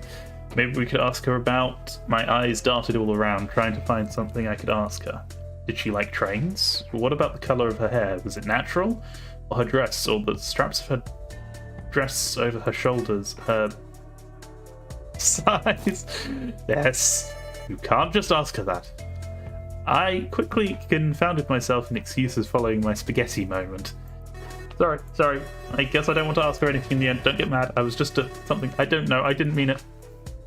Desmond huffed and walked away indignantly. That didn't win points with anybody, huh?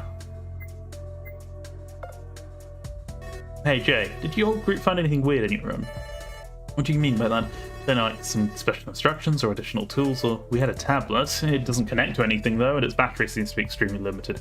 At least that's what M said. Marco probably operated it if I had to guess. He's good at that kind of thing. We didn't really find tools. There was a weird clock, I think. Weird how? It had 4 hands. It was equal to 2 people, huh? Technically, we all have 4 hands, but our feet don't really count as hands anymore. They used to count, you know, when we were big monkeys. Those are called gorillas.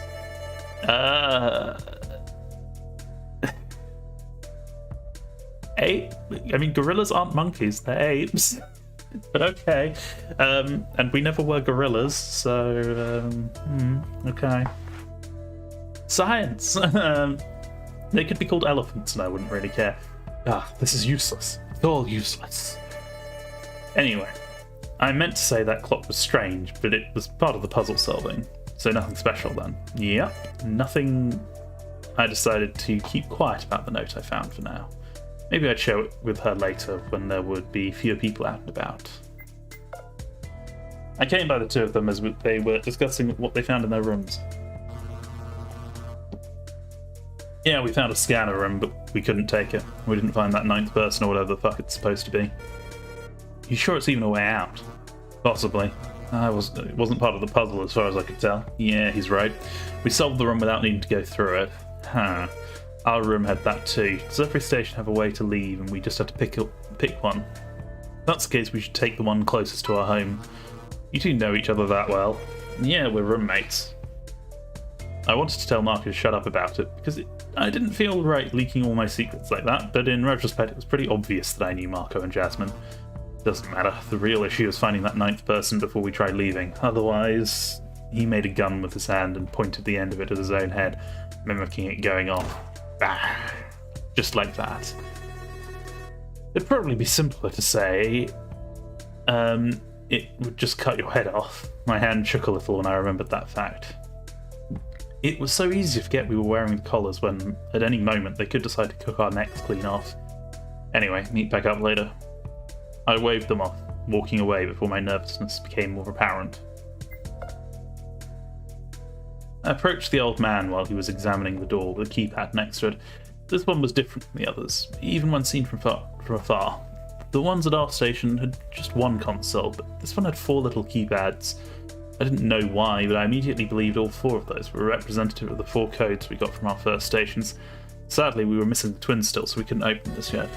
Hey, I thought to open this maybe we have to enter our 4 passwords. That's a good idea, but we're still lacking one of our search parties. I tried entering something to test it too. Anything that isn't the solution at once seems to clear immediately after I press OK. He motioned at the first console on the wall. However, this one didn't when I entered the code to the pantry. The numbers are still stuck there exactly the way I entered them, as if it was frozen. Alas, as I mentioned, without the twins we won't be able to open this, and we are unable to take the train to return to our previous stations unless we cross the rails, which is a terrible idea. That means we aren't even able to help them, even if we elect to send another search party among ourselves. This is quite the pickle. Right, nothing stops us from having to enter the codes and then leave though, no? That's true. If we left a token force, like a duo here, they could meet up with the twins again when they were finished, enter the final code, and check this place out while the rest of move on for now. It may save us some time in the long run. I agree. I volunteered to head out then. The others had come by when they realised we were discussing our next plan of action. Everyone but E took part in the discussion. Yeah, I think we should head out too. It's true I'd like to wait for the twins, but I also want to see further in. Maybe find that 9th person too. Hard to admit, but I agree with Ray. Smiley said this station was special, right? For all we know, this place is more like a checkpoint and not an exit. A was silent, relating what the others were saying to E while we talked it out. He spoke up to let us know of E's choice in the matter. E would like to keep exploring, but I think I would rather stay here and wait for the twins. What about you, Jay? What is your preference? She looked over at me. Seemed like she'd pick whatever I'd go with. I shook my head as if to tell her to make her choice without taking me into account. I'd like to head out then. That'd make 4 of us, I think. Right, we have our teams set. Hey, wait, I didn't make up my mind yet. Ah, that's correct too. Well, if you would prefer to leave this place and explore, that would be a little difficult for us. We'd have to remake the teams. That's true, but I was flustered because they didn't even think of asking for that option, in my opinion, even. As it was, Em and Ray would go together, and Jasmine and E would go as our second team. I would be staying here with A to wait for the twins. I didn't know if I liked that idea. I looked over at the others. All of them seemed pretty convinced they wanted to go. The only one who would be able to switch out for me would be E, since she would be less useful in a search, probably. That meant I would take E's place if I went. Okay, I made my decision. Out with it already. You don't have all day. Yes, what is it you wish to do? As the old man hurriedly questioned me, I made up my mind.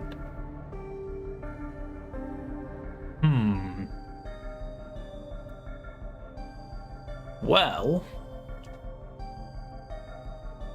this sounds like it's going to branch longer. I don't know. I'm kind of guessing completely here. Let's stay back for the moment. We'll have to go and do it all anyway at some point. My kind of nature took over, and I decided to stay behind. The fact it wouldn't disturb the groups already formed was just an added bonus to the fact I wanted to make sure the twins were fine if I could help it.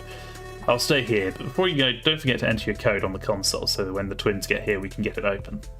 With that, the teams quickly formed. There wasn't any need for a dispute. Marco and Ray went together and the other team was made of Jasmine and E. After they left with the next train, I turned to A. Funny how they split up boys with boys and girls with girls, huh? Yes, very funny. What, not amused? I've noticed you're not too open to joking around. I don't know what happened for you to lose your sense of humour, but it's good to let loose sometimes. At my age, perhaps. However, I tend to prefer resolving all manner of problems, by using my head. After all, don't you harbour your own worries too? He wasn't wrong. I was thinking about the twins while leaning against the wall. I wondered when they'd come back. I hoped they were safe, of course. Smiley was some bastard for kidnapping 2 young, innocent girls and keeping them in this terrible place. Innocent? Yes. Definitely. G had looked so frightened earlier, which honestly was an understandable reaction. H was the fiercer one, and because of that she hadn't looked so scared, but I'm sure she felt similarly. As usual, my head went into the abyss of worst-case scenarios. What if one of them got injured while exploring their room? Or what if they couldn't solve what they had to do? Anything was possible, and it made me wonder about what would happen if we couldn't escape one of those rooms. Would we stay stuck there? Would Smiley get us out? Certainly Smiley had a goal too, didn't he? Was us dying part of that goal? I see I hit the jackpot with that one. He went completely silent at my question. What was his question again?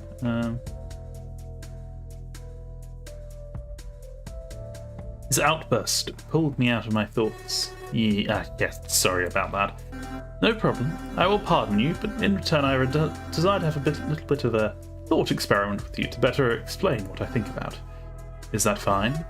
Do I have a choice? I trust you have heard of the infinite monkey theorem at least once, yes? Ah, monkeys with typewriters. We've got there at last. Oh dear. Apparently I didn't have a choice. That's the thing with the Shakespeare monkeys. Something like that. The example of Shakespeare's work is simply used in this context to illustrate something complex ultimately being reproduced. Let's keep it to the simplest terms. Let's say, for example, you have one monkey hitting keys at random on a typewriter. Eventually, given enough time, say infinite time, the monkey will probably at some point have entered the exact sequence to reproduce anything. This assumes that the monkey, does stay hitting the typewriter and not do what monkeys tend to do, and throw it at someone or something. But yeah, be it Shakespeare's work, be it the digits of pi, be it a high... Pi is a bad example. Pi is a terrible example because it's infinitely long. And it is more infinitely long in a sense than... well, there is no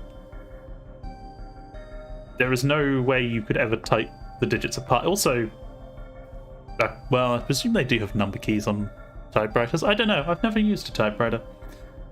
But yeah, pi is a pretty terrible example. Because yeah, you could not even, well, you could not ever finish typing it even at an infinite time, because no matter how much of you typed, there would be more of it left to type.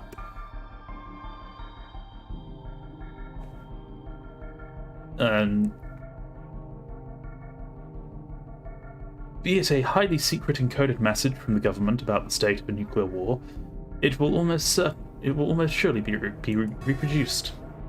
There's a nuclear war. It's just an example. I'm simply explaining that there are a few parameters that come into play, and all of those aren't literally what the theorem says. The monkey isn't actually a monkey too. It's just something that means a force incapable of thinking for itself, selecting at random. The other parameter is, as I explained, the sequence being reproduced. Given those, then any sequence will almost surely be reproduced, which means it may also never happen forever. However, given infinite time, then it will happen, and infinitely so. It would take infinite time to reproduce it, but even if it's crazy, with a second infinite time, then it will happen again. After all, infinity times infinity is simply that, infinity.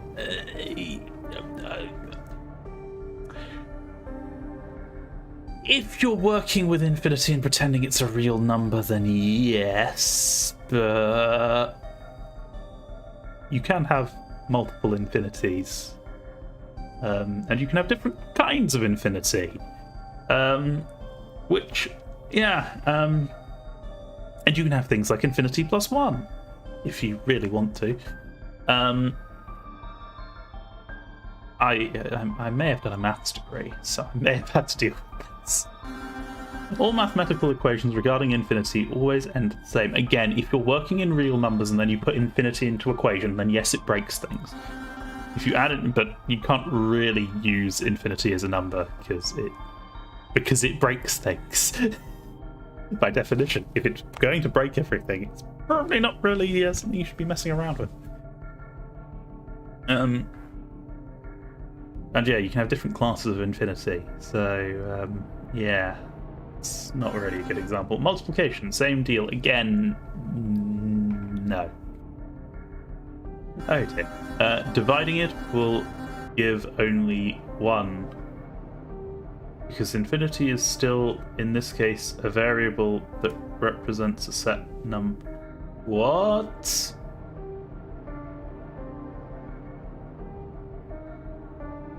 What? You can't divide by infinity. Well, if you divide by infinity, you'd get 0, not 1. Or you'd get undefined because you've divided infinity by infinity. Like, that number just so happens to be infinity. No.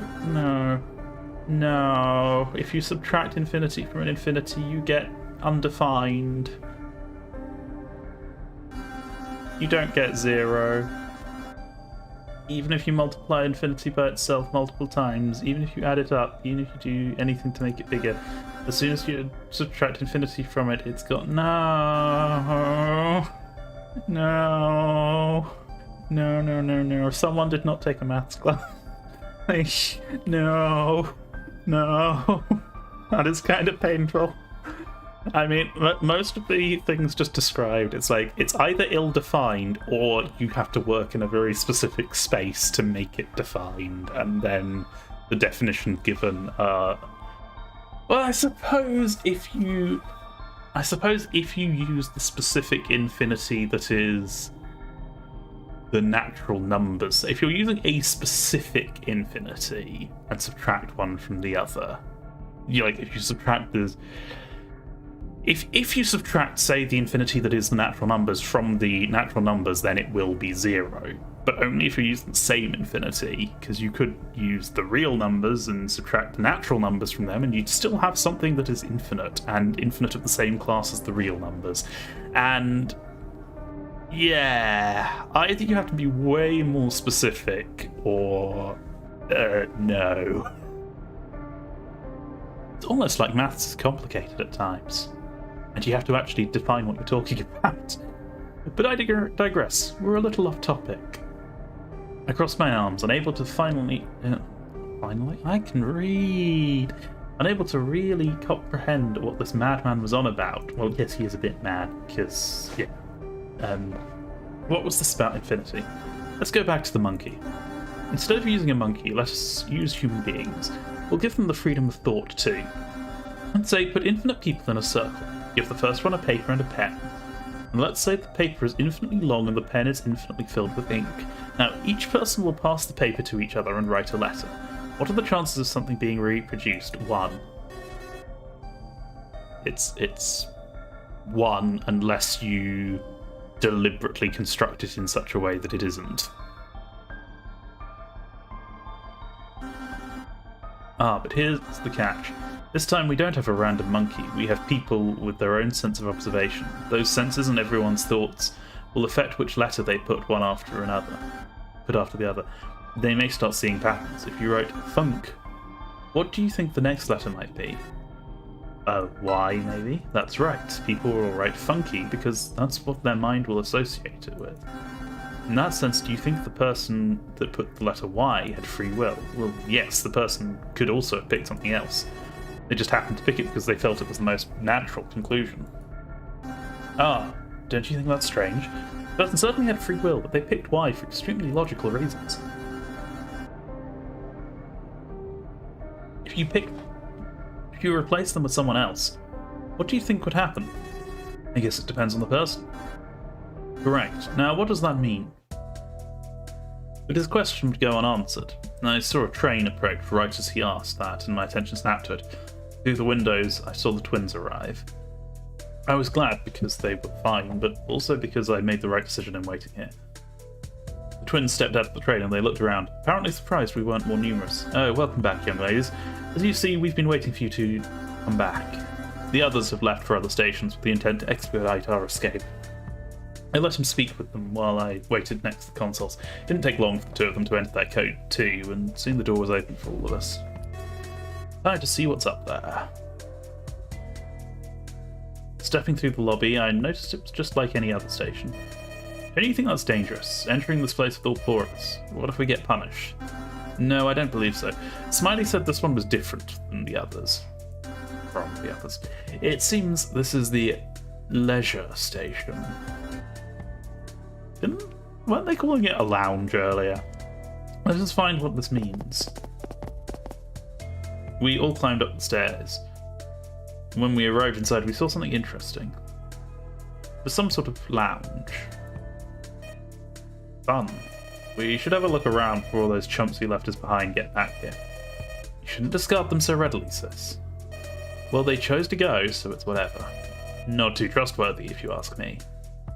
At the twins' insistence, we explored the place. I figured A was more level-headed than the others, so if I chose to talk to him, we'd probably go further in and would lose the chance of seeing what was around here for myself first.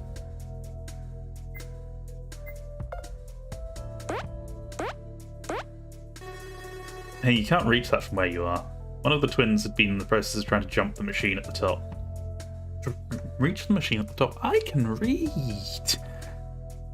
It was hard to differentiate them, but I believed this one to be H. Sorry, just having to move my camera because the sunlight is coming through and will probably make it unusable if it stays where it is. But if we can reach it, maybe it's a time travel device. Don't you recognise the hum coming from it? It's clearly an air conditioner. Yeah, your head looks like it needs a hair conditioner. Air, not hair. Right, your head's covered with hair and it's also full of air. Little devil. Be gone, Satan. Help, he's going to beat me up. What? G came by right away, looking at me with a frown. I wasn't going to do anything, I swear. Besides, the machine isn't humming, you dumbass. It could be anything. H pulled her tongue at me, and all I could do was glare at her. What a pair of scamps. But she was right, the machine was turned off, so how did I know this was an air conditioner? Still, gotta time travel. What makes you want to time travel that much anyway? Life was much simpler back then. If I could time travel, then I'd be at home having fun. That was just a few hours ago, though. Your home's still there for when you escape this place. H disregarded what I was saying to keep jumping and try to grab onto the machine to bring it down. It took me fetching G to her to stop, because if she broke the AC, Smiley might have gone mad at us.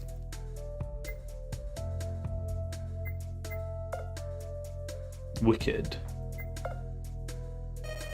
It's kinda wicked. Yeah, same thing I thought.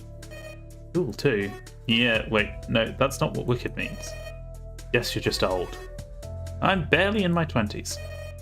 Yeah, old man. Old man. Old man. Oh my god, stop. I fled the scene, feeling like I was thrice my age in the process. Damn, those young whippersnappers. I'd make them get off my lawn if it was the last thing I did. There were 3 lamps on the wall in the corner. In this corner, even. Right, that's why I was confused. It's like, they're not in the corner. What? More were disseminated around the room, keeping it well lit. There was no way to turn them off unless we broke them. I don't think Smiley would appreciate that. Don't do what Smiley wants. This looks like a good couch. I give it a 7 out of 10. Huh? We're rating couches now. It's the comfort level. Looks familiar enough that I'm willing to give it a 7 out of 10. What if I sat on it, though? G did exactly that. Her face lit up. Oh, this is the couch of the heavens. 10 out of 10, straight up. Who even taught you about this? Just make it up. No, an old lady did, I think. I can't remember too well. Well, that old lady is whack then, but I'll take your word for it on the comfort level thing. This table was so reflective, I could see my face on it. It was almost as reflective as a mirror. It was so shiny. I clapped my cheeks to wake myself up. There was no time to get lost in its shininess.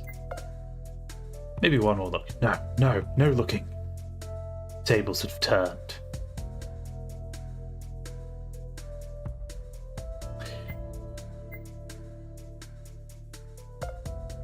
The water cooler disapproved of my investigation. I had no choice but to abandon the pursuit. There was a mysterious power cord coming out, coming from the piece of plastic. When life gives you water, you make a water cooler.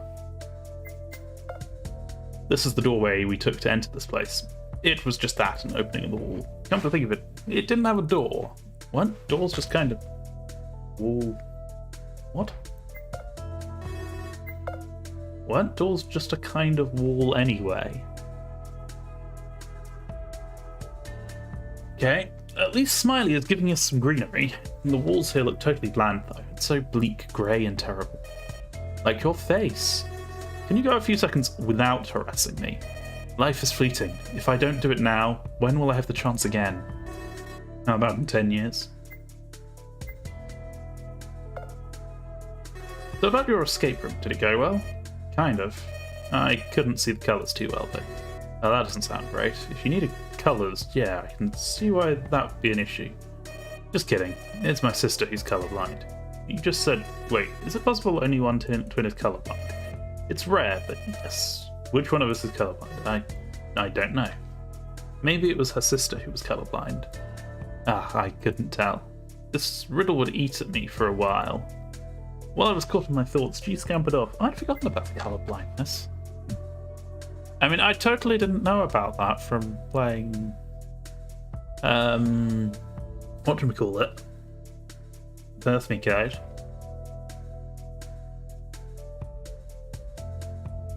Although it only sort of came up there. For reasons. What do you want? I was just checking in since you two took quite a while to solve your room. Did anything happen there? No, we were fine. It's not because I'm colourblind or anything. You're colourblind. Just said I wasn't, but H glared at me.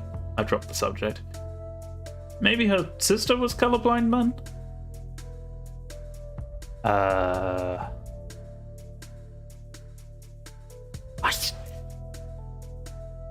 I think I know which one of them it was, supposedly, but I don't remember. It's been a while. I do need to go and read, like, the end of Birth Me Code again at some point. Like, I might do it after I've actually finished playing through this, because there's lots of things that I'm sort of half remembering and, like, not quite sure about. According to the twins, they found one of the exit rooms with the scanner too. The old man filled me in on what he learned as we walked further into the place, soon arriving at a bar counter. I figured the twins would be too young to frequent this kind of thing. In here, I guessed it didn't really matter too much. I assume those rooms are our ticket to leave if we find the 9th person. However, something has been bothering me for quite a while now. Go on, let me know. Remember when Smiley said that once we found the 9th person, 2 of us will be allowed to leave? What if he truly meant it that way? What if, once we find the 9th person, only them and someone else can go? Can't we use the exit room from the station to turn if things turn sour? No, this place has no exit room. Strange, too. How can you tell? The twins found maps in that room. Let me show you. He pulled out a pile of papers and set them all onto the counter. Flipping through them, he eventually pulled one out, one for this station. See? There is no exit anywhere. The only ways to leave this place in this area is to take the staircase down to the train.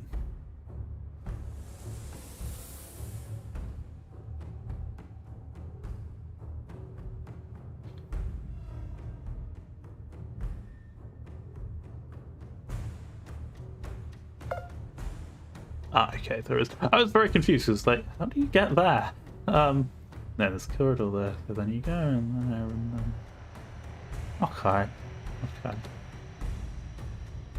We were momentarily joined by G, who was curious about the topic. Strange. Feel free to keep looking at maps. I'll get myself a jolly old drink. And with that, he left us alone. Deciding to share the paper with the twin, I pulled her away. Metaphorically speaking, of course. Come here. I have something to show you. To show me? Don't want you to share it with anyone else yet. She followed me, her interest piqued.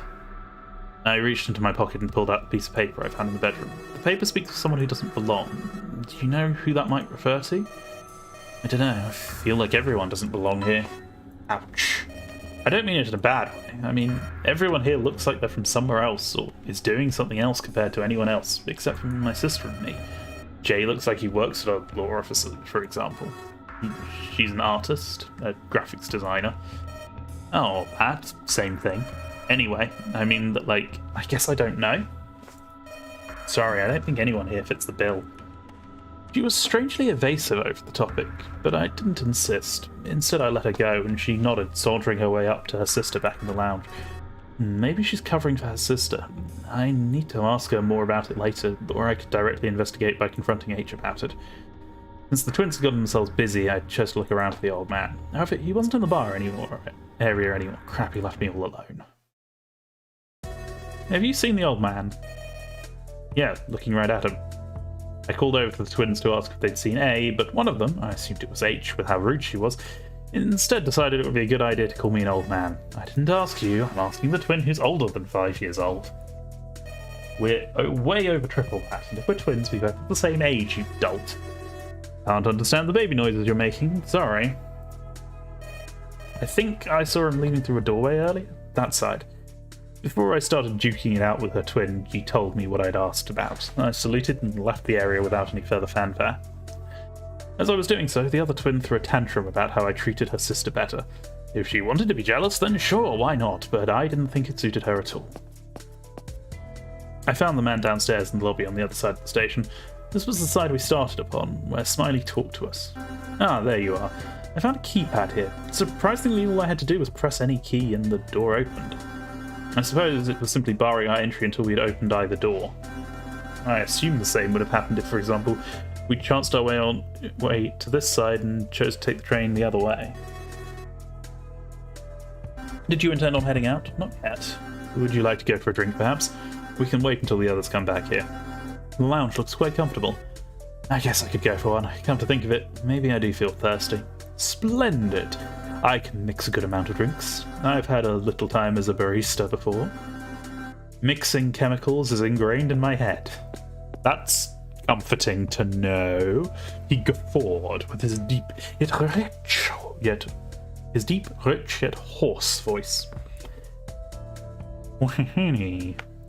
That came out awfully. Hoarse voice. Oh dear. I didn't want anything alcoholic, but before I could notify him, he had already left the area. Does he take me for a ray or something? I wandered back upstairs to the bar side this time round. When I got there, all three of the others were already seated or behind the counter. The old man was the former and the twins the latter. Mind if I have a look around here while you mix it up? Oh, by the way, nothing alcoholic for me and for the twins. Hey, don't talk for us. What if we want a drink too? Then you're going to need to wait a few years, little missy. Since your sister is older than you, maybe she'll be allowed. You have the same age, I told you. G stared at us bemused. The old man shrugged at my question. Feel free to have a look around, even behind the bar if you want. Though please don't get in my way as I prepare them. I just wanted to make sure he didn't put anything in the drinks that I didn't want. His request was fair, since I also wanted to know what it was like behind the counter, as I'd never seen a bar this close before. 99 bottles of alcohol on the wall, 99 bottles of alcohol on the... Not supposed to have the on the wall there. Take one down, pass it around, 98 bottles of alcohol on the wall. I hope you won't get to sing it until we reach 0.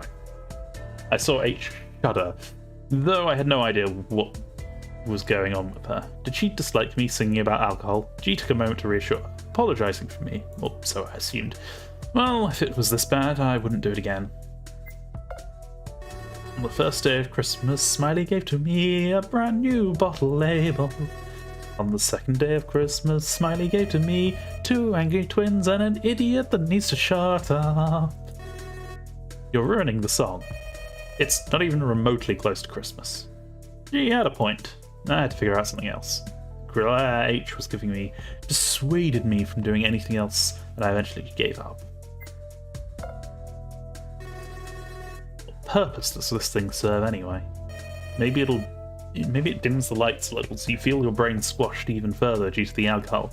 It looks nice though. This clock's hands are stuck on that time. They're not moving. Like the cells in your brain. Stop patronising me and I'll treat you better. Do we have a deal? I don't make deals with terrorists. I'm not a terrorist, I'm a pizza delivery man. Pizza wheat? Exactly. Oh, I want to have a pizza now. Wait, pizza 8? But 8 has come up before. Does that mean... Oh, he's Smiley. Oh, I want a pizza now. Maybe with extra meat. Don't eat too much or you'll get big. Don't you know that kind of thing makes you fat? I left them to their little squabble, making no comment on the type of pizza G wanted. A ventilation shaft. No, wait. Behind the grate is another grate. It's made of grates all the way down. Maybe the twins could fit in there if we could have removed the grates. However, I saw a fan much deeper in. They wouldn't get through that. It was a valiant effort, but ultimately useless. It's all useless. There were some tall glasses, mugs, and a machine for dispensing alcohol. I tried the tap just for a moment, but it didn't give anything. We can't even get beer here. There's no fear. Then there's no fear. This situation does give me a little tear. I took a glance at my peer. On my face was a little sneer. As far as I'm concerned, this place can shove all the alcohol up its... I muttered the last part, but stopped myself before I got indoctrinated in some sort of rhyming cult. If I sat down there, I'd probably get my drink, and then we would move on. Let's talk to people first. Got your drink yet? Coming right up. He sent it to the twin before she could even reply to me. From what I could tell, the drink wasn't alcoholic, and didn't seem to contain any illicit substance. Well, you enjoy it now. Where's mine, eh? Next up will be yours, give me a moment. While I have some experience with this, I'm still old. Everyone's old here. I frowned, about to retort when G rectified what she said. At least, compared to us. When you've already gotten a foot out the door, maybe you can build relationships and links, but us? What are we even doing here? Beats me. Yeah, I will if you continue bothering her. I decided I had better things to do than picking a fight with a teenager, so I left her be. Have either of you figured out what ties you to this place yet? Nope. Surely there must be something. Here, your drink, little girl. He passed the glass over to her. You said mine would be next, damn it. By sliding it onto the countertop. She caught it like an old-age cowboy would in a saloon. We graduated from secondary school not too long ago. That last year was hell, let me tell you. Yes, we are... Well, I am aware. I remember my own time at school. It was pretty hard. There were bullies and cliques, all manner of straight-up twisted minds. Teens didn't usually care about other people. Depending on the kind of person you were, it was either heaven or hell. Hey, do you know what the difference is between a normal secondary school and a polyvalent secondary school? I had to admit I'd never even questioned it. What I did know was the American equivalent was secondary school, high school. Before I went to the Artistic Institute of Vancouver with Jasmine, I went to a polyvalent school too. I just never questioned why exactly it was referred to in that way. Nobody? Oh. It's just because the school also has the option for professional formation in the fourth wing of the school for us. That is true, however the term polyvalent secondary school hasn't been in use since at least 2014. I think it's only a type of school in our region too. If you told this to someone from the US, they wouldn't know what you mean. Is that right? Someone else told me, so I guess they were just badly informed.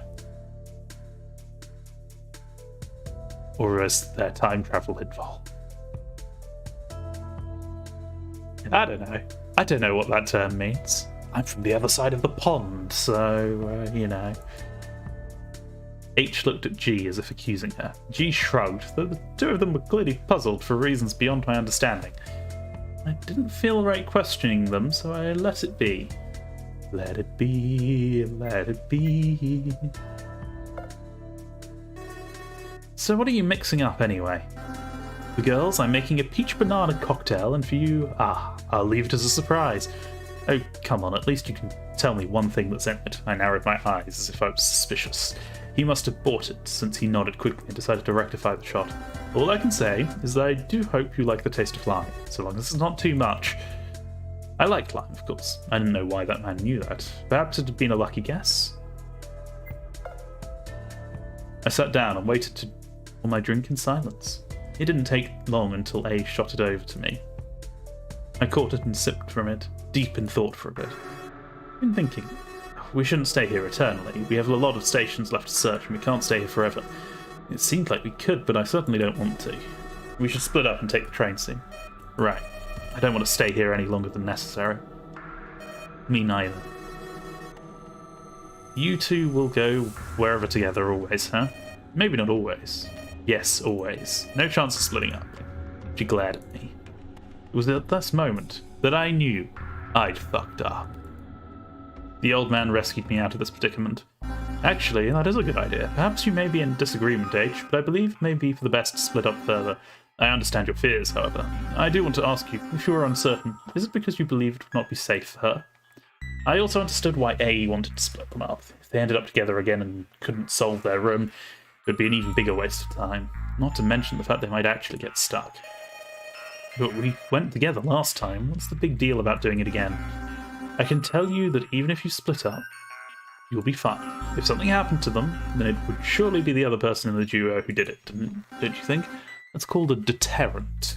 In fact, harming their companion would put a target on their neck, make anyone afraid, because otherwise they would become public enemy number one. Do you understand the concept? I do, and I think we might be able to afford doing this, so... What's being discussed? Jasmine came back in the middle of our discussion. I'm just going to be a moment now that we've got to the point of things changing again.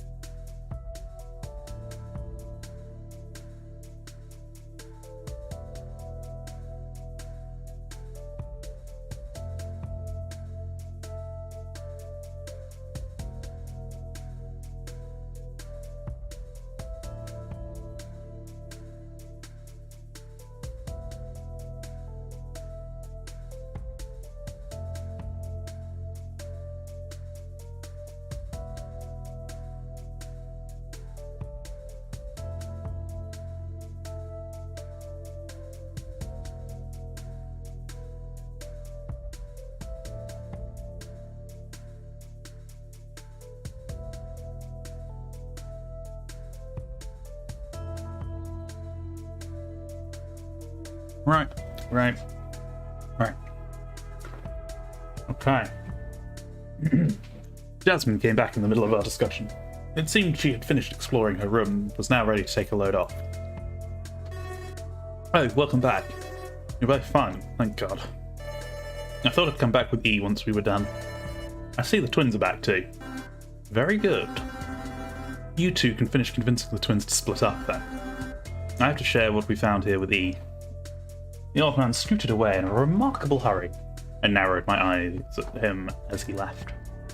He was leaving us with the hurdle of convincing these little girls about it and escaping from this in the process. So it's like this, the twins don't want to split up, but we should in order to learn about our differences, but also, more importantly, what would link us together here. And as the old man said, the partner would never dare hurt the companion, because if they did, then everyone else would know it was them when they return to everyone else alone. That makes sense. I don't know, if anyone hurts G, I'll kill you. Not too harsh, sister. Sometimes accidents happen too. Accidents like murder. It's beginning to look a lot like murder. Yeah, accidents will happen for those who hurt you. I palmed my face at the way the discussion was going. Thankfully, A came by again, only to deliver terrible news. I'll be heading out with E again. There are only 2 people who can communicate with her, one of them being myself, so I don't think this was avoidable.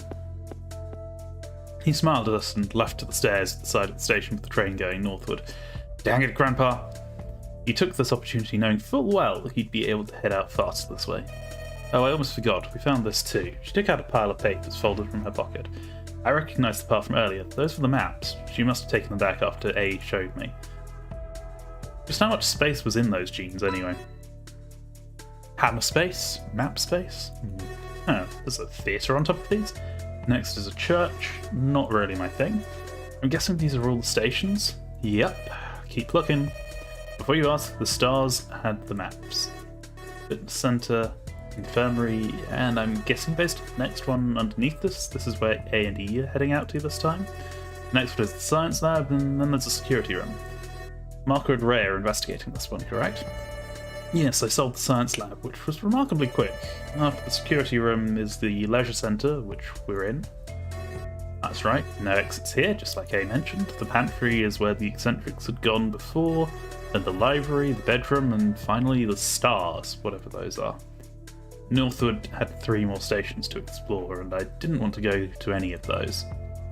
None of them really seemed appealing, except for the theatre, but to get there we would have needed 3 teams, and 2 of those willing to leave before mine. We're better off the other way. There's a pool, recreation, so maybe a park? No parks underground, you... You big dumb. I was like, wait, did I read that right? And a reactor. That sounds dangerous. Strange, these are all the labelled maps. The line goes way further than this though, no? Yeah, what's the last map? It's weird. The thing labelled oval tree, like a giant circular room. Strange, doesn't look like a station. I wonder what it's all about. We won't find by staying here though. 14 stations total, counting the bar lounge. We took our minds off the maps. I convinced H to leave them on the counter, deciding it was good to have access to them in our headquarters, so to say. What are our teams? I don't really have a preference. I'll go with Sis. But H, they just said earlier that it would be fine to split up. Wait, you want to split up now? I don't know. Maybe it's a better idea than sticking together and not mixing up. We're also suffering from a lack of info. Yeah. Okay, fine. I'm open to mixing it up too, if that's the case. But I don't feel like it. But I don't like it. She angrily crossed her arms, staring at the rest of us over her shoulder. They hadn't made up their minds with which person they'd go with. Yeah, which... That's too many withs in there. Even if they were open to mixing it up, as H had said. The decision was coming back to me again. I did want to go with the twins, but Jasmine might have found something in the lab. She was also more familiar. Then again, if I picked her, all this fight about splitting up the twins would be for naught. She was staring at me too, pressuring me into picking her despite her earlier words. How two-faced. H was a little bit like Jasmine in this way. She was taking charge and she was not afraid of anything. This was an odd change for Jasmine, admittedly, and those 4 years affected her that much. She'd also head out with G. She was calmer, but smarter. She also had her shy moments, and I kind of wanted to try pulling her out of her shell. No matter which one I wanted to go with, I had to pick now.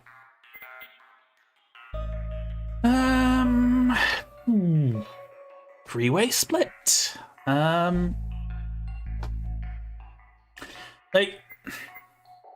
Clearly something's up with Jasmine. Has been for a while. I mean, we saw the hair thing in one of the previous endings, where it's like her wearing a wig. So it may well be a faker. But at the same time, it creeps me out at this point.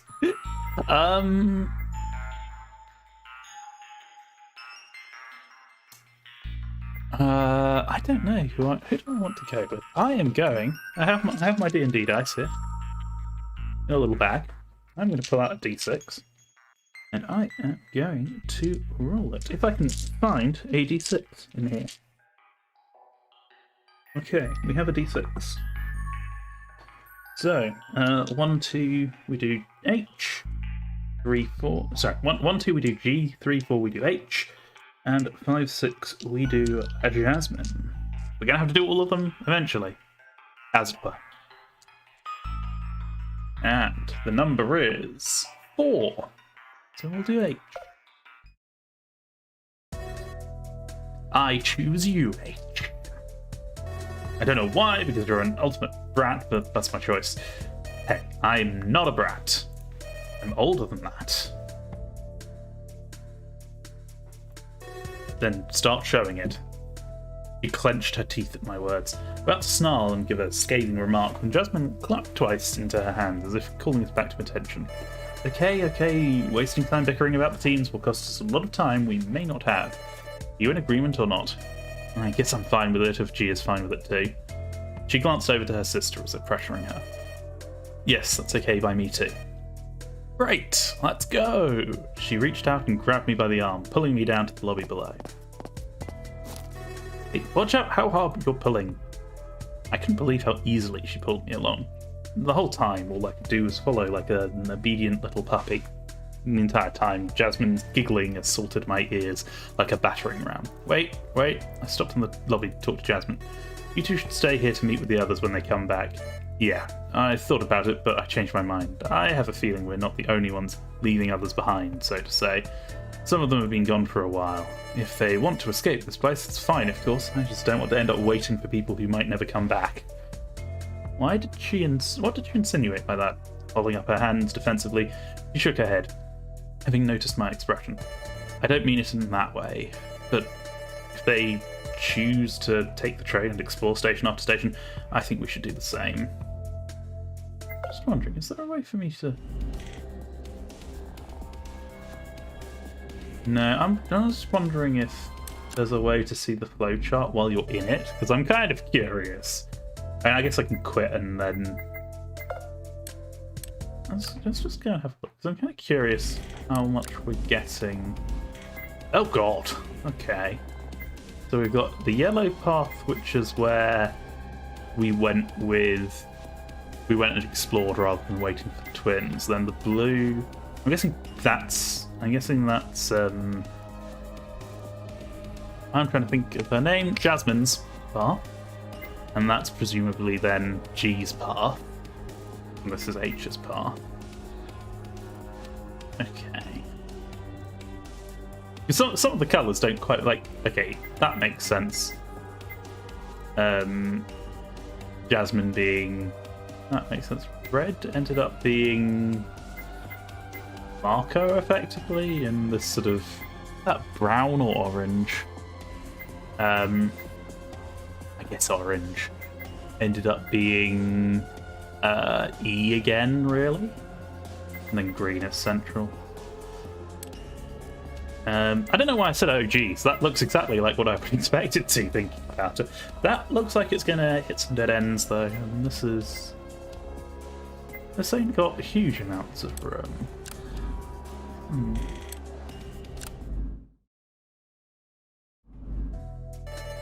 I don't mean it that way, but if they choose to take the train at Explore station after station, I think we should do the same. Fair enough. We proceeded to the station.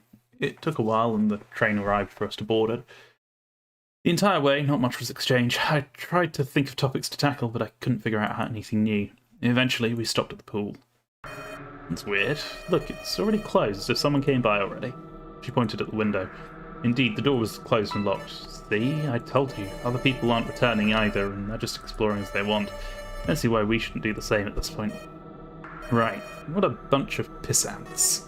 Language. I don't get the pissants thing. Just call them peasants instead. No, a gentleman would not call someone a peasant.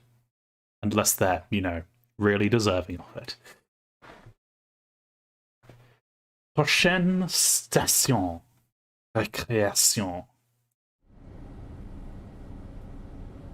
The announcer drowned out whatever remark she threw my way, and the train took off again.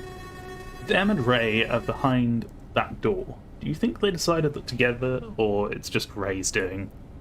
It wouldn't surprise me if that was the case. Which one? Ray's doing. I don't really trust him much. Me neither. He's kind of scary. I can agree with that, but I wonder, maybe this place making me more paranoid than I should be, but maybe the two of them teamed up. Is that really the case? Was it possible Marco, my friend, would have abandoned me? Et-tu, Marco? He wasn't a bad guy, yet it was undeniable they kept going. Marco could have decided to come back on his own. He didn't, though. That was what bothered me. Hey, Earth to S, come in. I'll leave at the recreation station with G. Is that fine by you? I was snapped out of my thoughts by Jasmine clapping her hands again. Right. That's okay. Great. I'll leave you the reactor. You're savvier than me with that kind of thing anyway. Whoa, now, wait, I hope we don't have to... But H started shivering uncontrollably. She hugged herself, looking positively scared for reasons beyond my understanding. Are you okay? Get away from me. She pushed me away just as the train arrived at the recreation station. That's not good. I don't have the time to reassure her. Let's just promise me she'll be fine. Just don't say the H word, okay? Huh? She'll calm down in a little bit, but you have to promise me not to say the H word, or else I'm taking her out right now and we'll leave here. The H word?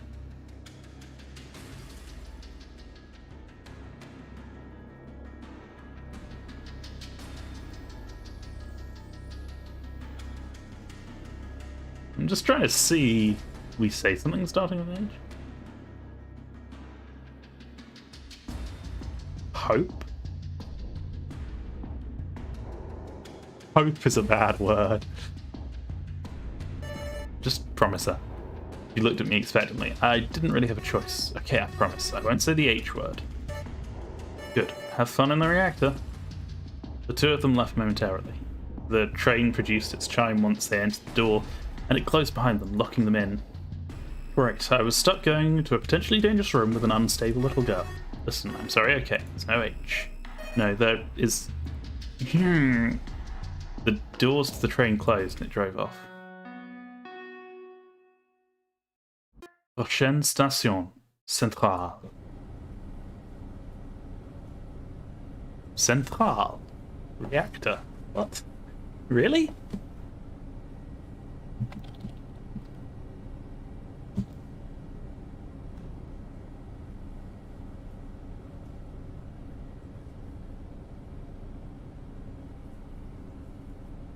Where I go to translate English to French. Reactor. Réactrice or réacteur?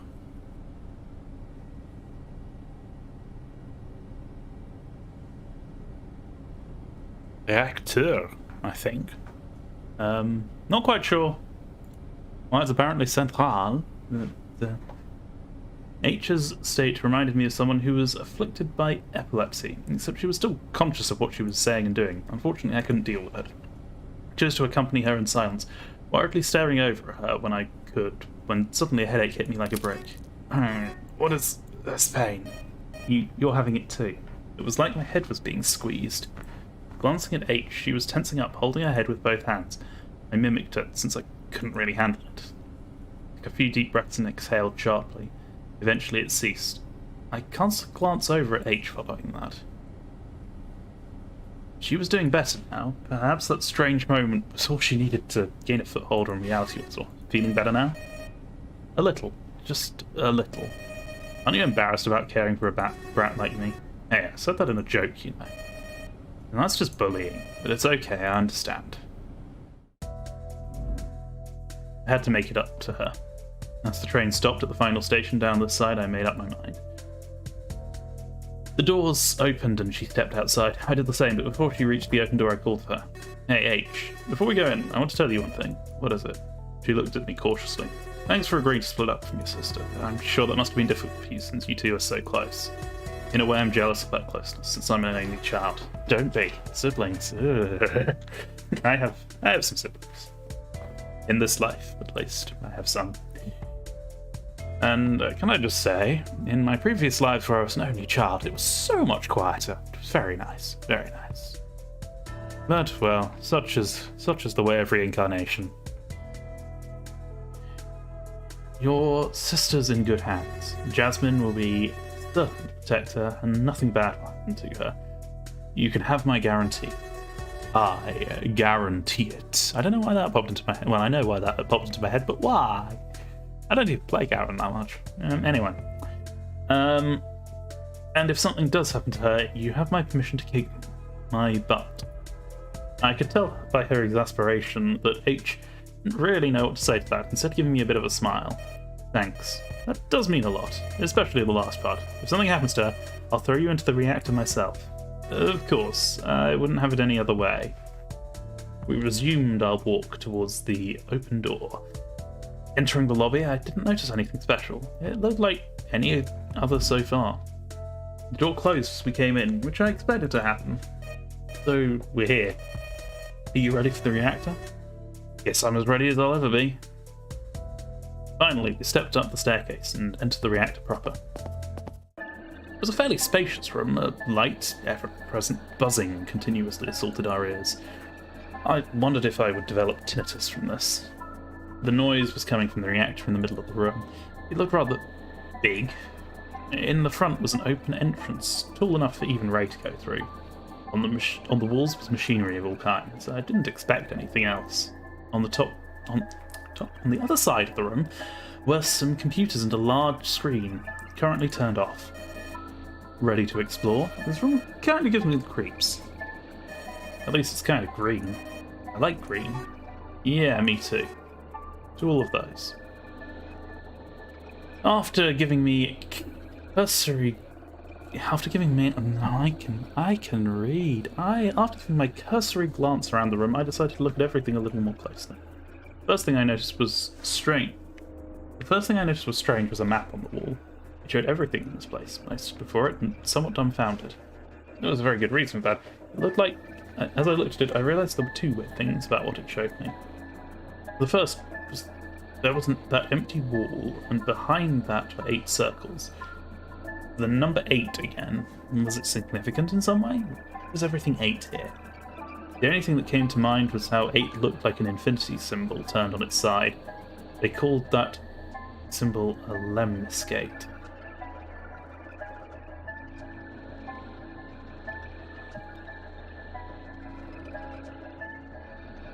Ah!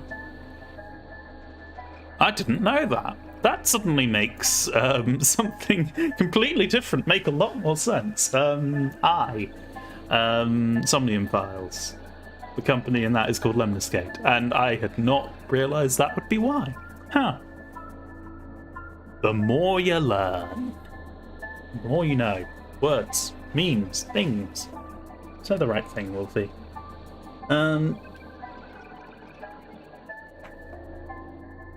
They called that symbol a lemniscate. I remembered Marco talking about that shape once. Obviously, I hadn't paid attention to what he said too much. But the name stuck to me. The second thing that was weird was how this room had only one entrance. Normally, each station had 2 doors, one for each side. This one, however, had a single way down along with the scanner. What was the meaning of this? I tried to imagine why that was the case. Was it because it was the end of the line? Was it meant to only have 1 door? The station below had 2 doors, like every station.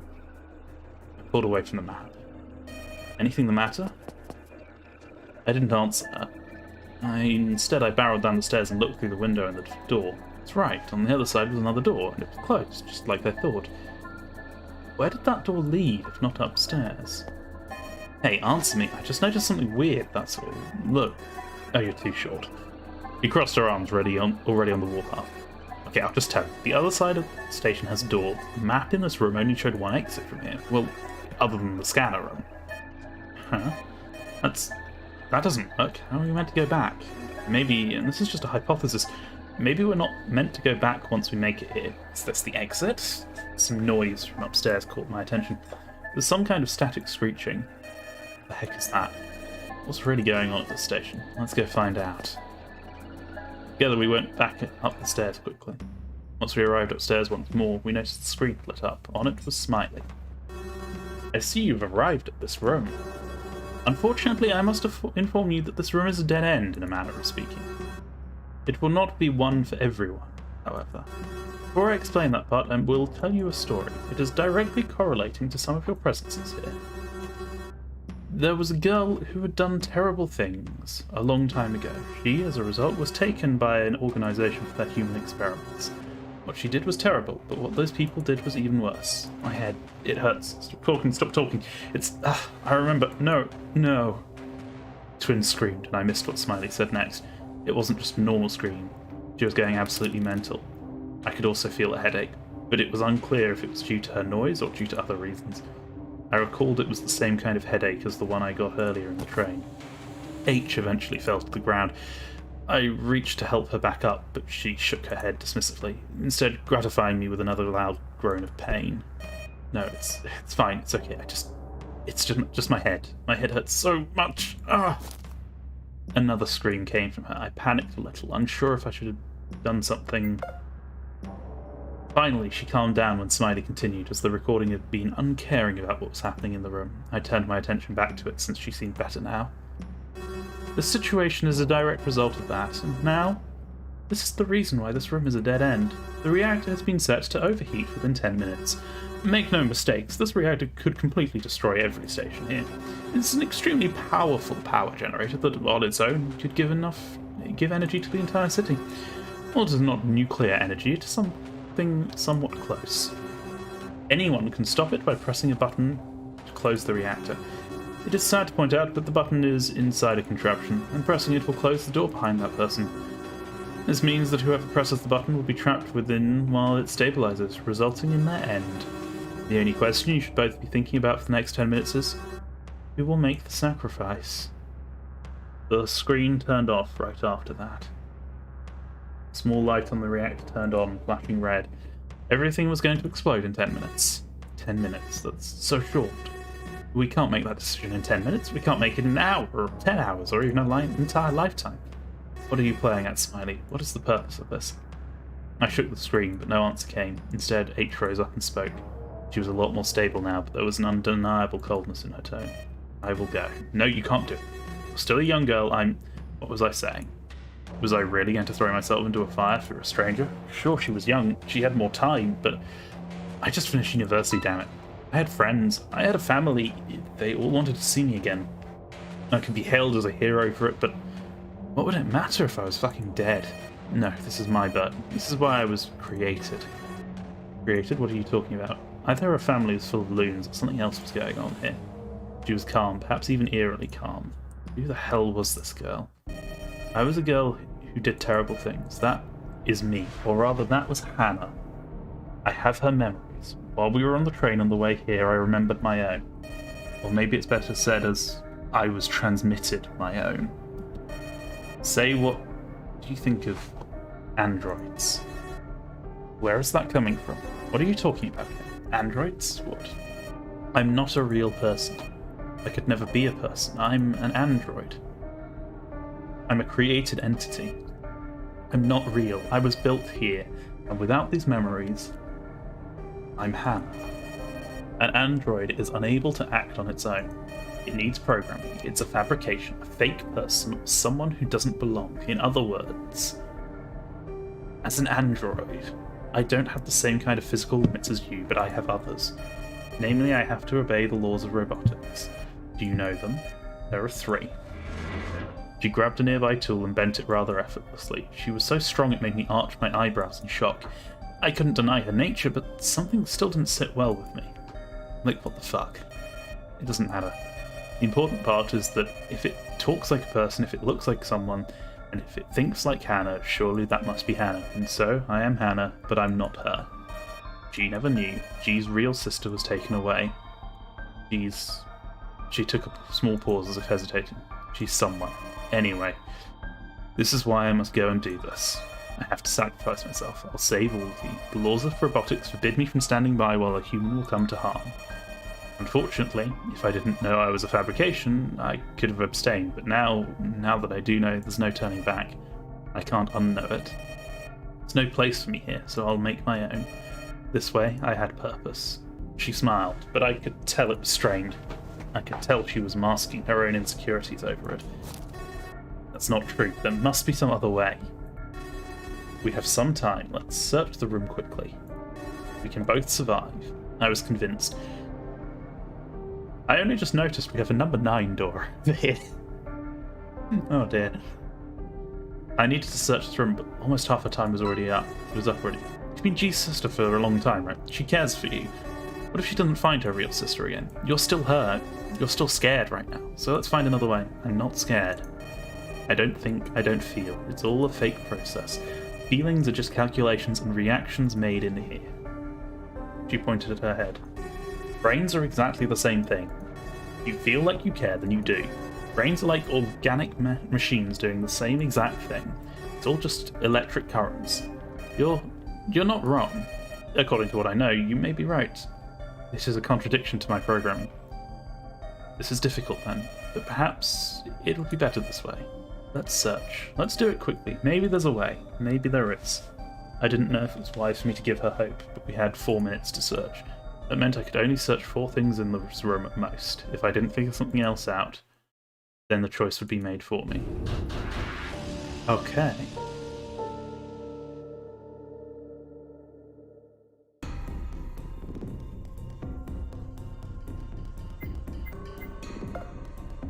This was the open door of the reactor. I took a glance at Hannah. She wasn't looking this way. I could slip in if I tried now. Maybe I could stop her from killing herself this way. I had to think about it, but I didn't have much time left. I was missing something vital to use for this. 1 minute down. If I didn't hurry it up, I'd lose all the time I had left, and Hannah would probably incapacitate me. I had to be quick. I glanced over to the mess on the side. Maybe one of these objects would come in handy. I stealthily picked one up, carrying it with me. Now, what could I have used this for? I didn't really have a plan, but this was the beginning of one. Now 2 minutes had passed. Time was quickly running out. Half the time had gone, so I needed to figure something out quickly. But then again, there was another way. I aimed the random object I took from the mess nearby directly at the button, then threw it in. But as soon as it was inside, the reactor lit up and the object was instantly incinerated before it hit its mark. What are you doing? I tried throwing something inside to hit the button. Go figure, Smiley doesn't want us to bypass the choice we have to make. She looked demoralised, but she vacated the spot. Damn, if I went for it again, I'd have to... 3 minutes. It was almost over. We're almost out of time. Don't make any mistakes, Ass, or else... She glanced towards the reactor. Yes, I knew she would jump into it when the time ran out to avoid any issue. That was why I needed to do this quickly. I only had one option now. I went over to the open door as stealthily as I could. Unfortunately, Hannah noticed what I was doing, trying to slip into the reactor when I couldn't see. That won't work. Since I wasn't searching anything else, her attention had gone back to it. Crap, I fucked up. Now she was on the move to cut me off from it. No, you can't do this. I still tried to stop her, but in the end I failed. My arm reached for her, but she dodged it rather easily. Even if her steps were heavy, she could make quick calculations. She knew how much to move, how much to balance her weight. I was just a human. Wait, did she know that? Maybe I could do something with it. Maybe I could lie to her. What if I told her I was a robot? Even if it was a lie, maybe I could catch her off guard. That was my train of thought. Hannah, right? But it was too late. I was too late there. Perhaps if I distracted her longer, I could have found something else. Perhaps I could have done the sacrifice instead. Perhaps. Only possibilities built this line of thinking. Can't stay idly by when someone comes to harm. It's part of my programming. Sorry. And with that, she stepped forward, leaving me out of her decision. It was like the choice had been made for me. I contested it. I didn't like the fact it had been decided for me. As if there had never been a choice there. As if the events had been written to take place in this exact way without any doubt. As if I had no free will of my own. All of those thoughts were secondary to the events unfolding before me, though. She'd already slammed her hand onto the button in the reactor. Hannah. The door closed behind her, shutting her off from me. She remained eerily silent past that. I could tell the girl was breaking down, watching her through the door.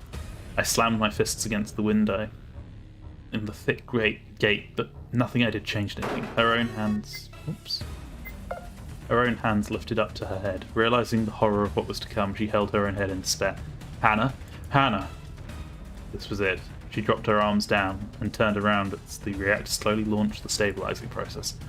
Even as the heat grew inside, she smiled at me. She reminded me of myself. No doubt, if I had been inside, I would have done similarly. Likewise, if she had been the one outside, she most likely would have panicked and tried to get me out too. In that sense, we were not so different. It was in our nature to try to help, in any way we could. Her face haunted me the entire time she remained within. As the blasts of fire and heat engulfed her more and more, that smile remained, and it imprinted itself upon my mind. I couldn't forget it. I pulled away from the door due to the growing heat. My own behaviour was reversely proportional to Hannah's stabilisation. The more she abandoned herself to fate, the harder I fought against it. I still had to try something, even if I understood that I could do nothing but watch. Horrific moments followed up on each another. Her fake hair fell down, her flesh melted off, the metallic components of her body. Even the metal turned into something akin to a bunch of molten parts. She was a robot, a fake person from the note. That was her, yet despite that I didn't really think she was a killer or a bad person or anything like that. She was just as much someone as anyone else here. Not anymore, of course. Now she was melted. She was dead. There was a high probability she wasn't conscious anymore. Such a thing to be called consciousness. What was left of her was engulfed in a tornado of flames. Finally, after what felt like a few eternities, the reactor calmed down. I was contemplating what to do. The quiet room grew on my nerves. I couldn't shed tears, I couldn't scream. All I could do was live. All I could do was live the remains of Hannah's melted body at the bottom of the little maintenance hatch, encased into the metal that was her collar. It looked fine. The blaring red alarm in front of the reactor had ceased, its blinking, and turned off. Just as it did, I released a breath I had been holding for around a minute. Finally everything caught up to me, yet despite my inherent and deep sadness, I couldn't bring myself to cry. Indeed, I was thinking about the perpetrator, Smiley. That was his fault. All of this was his fault. A rage was building up inside of me. Finally learn about Hannah and then have her die like this? What would I tell Greta when I came out?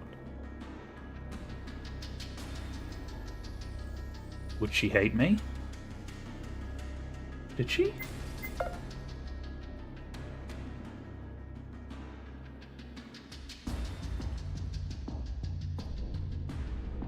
Did she mention her name? I don't remember it being mentioned, but I'd be coming back without her sister. The next time I met her, I'd have to bring up the subject. It wasn't my fault. I didn't feel strong enough to do so. Even if this was Smiley's fault. Not only was I a coward deep inside, but I also didn't know what to say in this kind of situation. I felt like I wanted to run away more than ever before. I stood back up, and when had I fallen to my knees? It must have been during my own growing despair.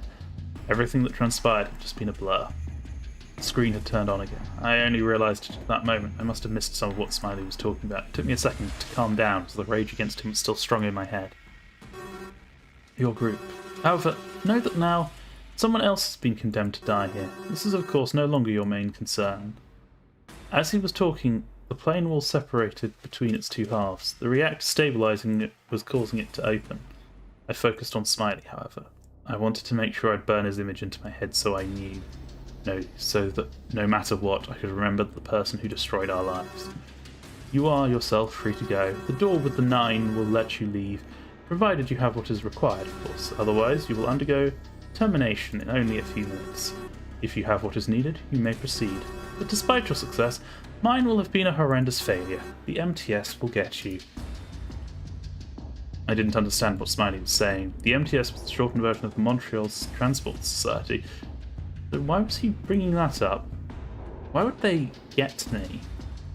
Just a company set up to run the trains. Or is it? There was also my other worry. I didn't have what was required to leave. If we needed to bring the 9th person here, Hannah wasn't it. Was I going to be terminated for that? What's fucking going on? That question echoed without an answer. Looking to find some, I finally paid attention to the back of the room. Something had opened there. I didn't feel quite ready to have a look at it. Instead, I looked around the room. I prepared myself. I couldn't bear to look at what was behind this for too long. The fact this wall had opened, was that meant to be some kind of reward? Was it my reward for standing idly by while Hannah melted away? I balled up my fists and clenched my teeth. Hannah. I looked at what was back there. I approached what seemed to be a set of some type of vats in which were 8 people. Aligned were 8 vats containing 8 people. The bodies of each of them were floating in the greenish liquid. I recognized them, of course. They were us in order of 1 to 8. We were held by cables, and each of us was wearing a mask like Smiley's. What did this mean? G was there. I was there. Marco, A, Hannah, Ray, E, and Jasmine, all of us were there. All of us were Smiley. What was this? What the fuck? What the fuck? What in the hell is this? I couldn't understand what I was seeing before me. I flattened my hands against the glass container that had me inside. Sure, I couldn't see our faces, but these were definitely our bodies. Fake people? Clones? Robots? No, were those the real ones? I touched my body. It was solid. All of me was real. All of the vats were real too. Everything was fucked up. I held my hand and I held my head and I screamed. Screamed loudly. I screamed for a long time. I didn't want to know. Why was this so fucked? I probably went into insanity at this moment. I couldn't see what I was doing. I couldn't hear what I was screaming. I couldn't pay attention to what I was hitting. I was punching walls. I was jumping up and down. I needed to find a fucking way out of here. The number 9 door was open. Quick, get the fuck out. The fuck out. The fuck out. The fuck out. Out. Get out. I ran through the scattered gates. Darkness greeted me momentarily.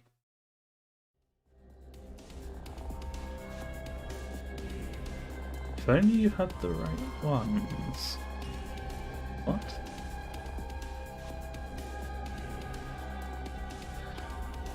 Oh! That's interesting.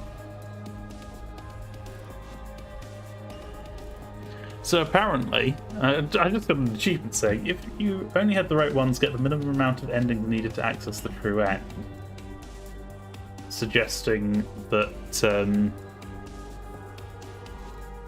oh, because we got some bad ends that don't give you anything, so you could just skip those if you knew to do so. Interesting.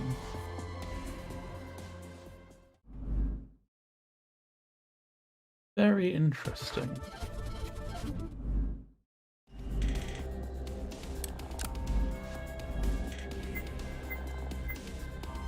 So there is another ending there if we can work out how to get it, presumably.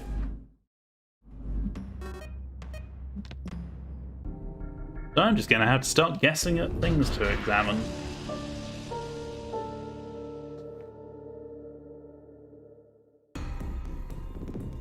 That's probably not going to help much. That's probably not going to help much.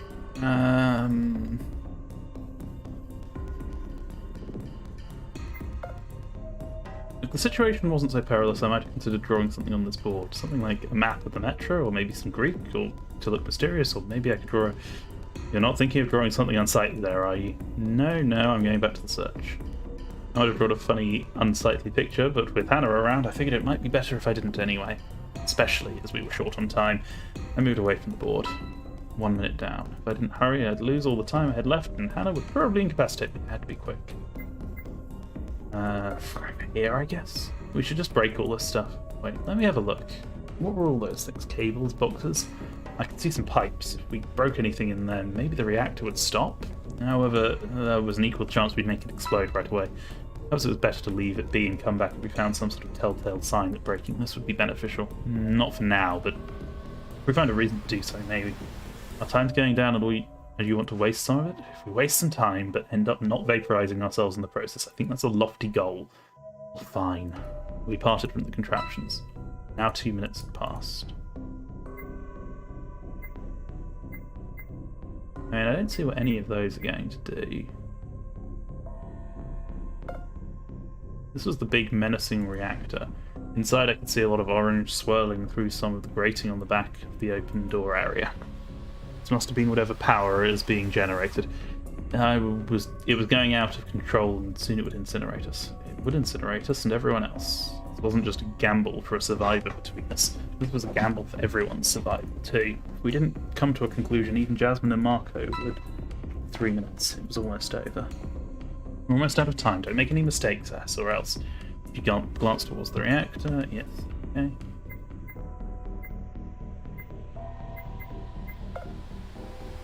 Anna, do you have an idea? I don't have any idea, but maybe if we want a specific outcome, we'll have to follow a very strict order of things to do. I think we already failed that. But it's got to be a very tight process. I don't think anything else would counter what Smiley has set up for us here, so keep your eyes peeled. Got it. Keep my eyes open for any ideas to bypass pressing the button in any way. Fortunately, no idea. Was it all a lie? This hope you gave me? This hope. No hope. The word. It's tearing my head apart. I forgot I shouldn't say it. I shouldn't think it. She held her head in her hands. Apparently, that was causing her to have a headache too. This was my chance, but I didn't want to leave her like this. I hesitated. In that slight moment of hesitation, she forced herself to move forward, which in turn forced me to make up my mind. Sorry, Hannah. I can't let your wish come true. You're going to fucking live. It was like the choice had been made for me. I took advantage of the situation and jumped into the reactor. Quickly, she regained her footing, but it was too late. My hand slammed onto the button, which closed the door. No, you can't do this to me. To Hannah. To Greta, her sister. So that was her name, huh? Their parents must have had some wicked sense of humour to base their names off that popular duo of characters from children's tales. However, I had nothing to say. I knew I tricked her somehow, and seeing her lamentable state due to her headache, perhaps born out of a traumatism I had no idea of, it did make me feel bad. Despite that, I stood by my choice. Of course, all the thoughts in the world came upon me at that moment. I thought about Marco, thought about Jasmine, I thought about my family too, and all the others I wouldn't see again. Don't do this to me. Don't leave me alone here. I'm not Hannah. I'm a robot. I'm a fake. I'm not real. I'm not. Finally, after clearing my throat and clearing my head, I could speak to her to tell her just how exactly things were. No, you're Hannah. As far as Greta's concerned, you're Hannah. As far as I'm concerned, you're Hannah. No one else can take that away from you. You're going to die, and it's scary, of course. I can feel the heat building up behind me. So don't look. Don't look. I didn't exist. I wasn't here. There was no Simon. I told her my name too. It felt like it was only appropriate given the circumstances. There was no Simon anywhere. No Simon ever existed. So don't feel bad. You're going to be Hannah, and you'll live. You'll live for Greta. Hannah refused to listen. She hammered her body into the door until it began growing hotter.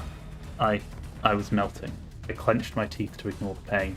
I clenched my teeth to ignore the incoming death. It was difficult to face. Your own death was something no one truly was ready to do. And yet this was my future now. Or rather, my lack of future. All of this work, all this life to amount to this, but at least it was for someone else's greater good. The second thought prevented me from feeling good over it, though. Maybe it was the selfish part in me. Maybe it was the cowardly part in me. Even if I die, I'll get you back out of here. Hannah. I screamed so loudly, even she was surprised, and she stood back, dumbfounded. You are not giving your life away, do you hear me? Avert your eyes. I didn't exist, so go live. She did as I told. Fighting against her programming, she averted her eyes. She wouldn't see me as I became nothing. This was it. The pain was unbearable. Sorry, Marco. Sorry, Jasmine. I was giving my farewells to people who would never hear them. The last moments were nothing but a melting pot of weird nothing. Colours, sounds, sights. All of them were mixing in a head that wasn't quite there anymore. And yet, even as I faded, I maintained one thing. I maintained my smile. Now that it had come to this, now that I truly had passed the point of no return into the end, I felt good deep inside. I didn't have any remorse, any fear, and any cowardly thoughts. Complete darkness waited for me, and I embraced it. Soon none of it would be my burden anymore. With that smile, I vanished in a torrent of heat and despair. Oh, so I did need that one as well. Interesting.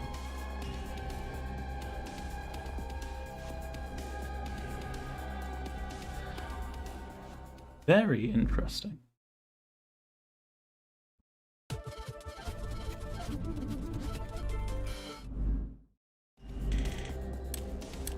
So we got the yellow lock, we got the blue lock, and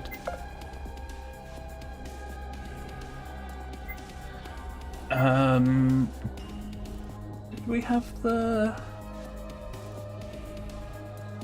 were 2 green locks, I think. And I think we only had one of them. So we don't have either of them even, so we have like one partially done.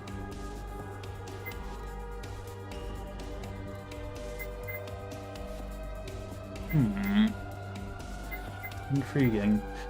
Well, I guess seeing as we just got the blue lock completed, we should probably go for that.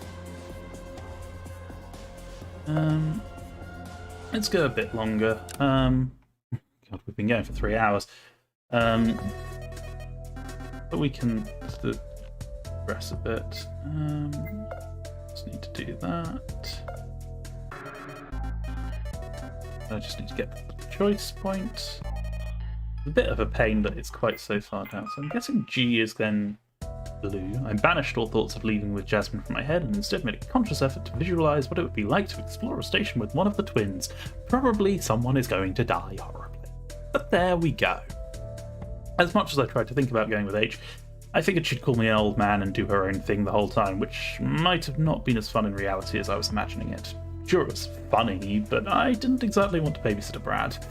On the other hand, G already showed me she was a bit smarter, so I wouldn't need to constantly make sure she didn't screw things up. Okay, I'll go with one of the twins. Specifically, I want to go with G. Are you sure you really want to do that? He was glaring in my direction. I lifted up both hands in defense. Yeah, I'm sure. I think your sister's nicer than you, and maybe she could let me know about some details that could help us figure out what links us all together here. What do you mean, nicer? To put it simply, you're a brat, H. You've been a big brat? No, wait, a super brat. It's like an even bigger brat than big. Oh yeah? Well, is this bratty enough? She was about to punch me and I shielded myself with my arms, however she stopped her movement right before hitting me to an almost scary level of precision. I peeked through my arms and saw she was retreating. The other girls did nothing to stop it, content watching and even finding the scene funny. Maybe you're right. What do you know about anything anyway? I don't need to tell you what will happen if she gets hurt, right? I'll destroy you. Okay, I get it. Part of me thought at this moment that perhaps she acted this way because she was annoyed I picked her sister over her. She didn't seem to harbour any of these thoughts. Are we all set with our teams? Yeah, don't worry, H. I'll take care of your sister. We're all in this together. I patted G on the shoulder, which made her flush a little while she smiled at H. No, wait, that was a victorious smile. Uh-oh, had I gotten myself into more trouble than I imagined? What if the twins were both brats? Let's head out. We already have to wait for the train. Actually, I'll stay here with H. I need to be here to talk to the others about all of this when they're back too. Ah, so that's how we avoid going to the reactor room. I nodded, and without further ado, the twin and I went down the stairs. Truth to be told, I picked G because I thought she might have been key to a mystery or two, and she was nicer overall, but one thing suddenly sprang to mind. The next station was the pool. I grew increasingly awkward following that thought. It wasn't like we were going to change, but there was an underlying sense of dread, like I was doing something forbidden, especially since this was called the dating game. Is anything bothering you? You've been silent and staring at the same part of the train for a while now. I rubbed the back of my head a little and talked, having no idea where I was going with it. Well, it's like we're going to... you know. You're not making any sense. Oh, the train's coming. I jumped onto the earliest chance to get out at this moment and pointed at the tunnel. The train was thankfully coming for real. As it arrived here, I moved towards it with exaggerated steps, making very little effort to actually hide my embarrassment. We should go inside and leave as soon as possible, don't you think? Sure, but you're acting really strange all of a sudden. I forced myself to calm down as I entered.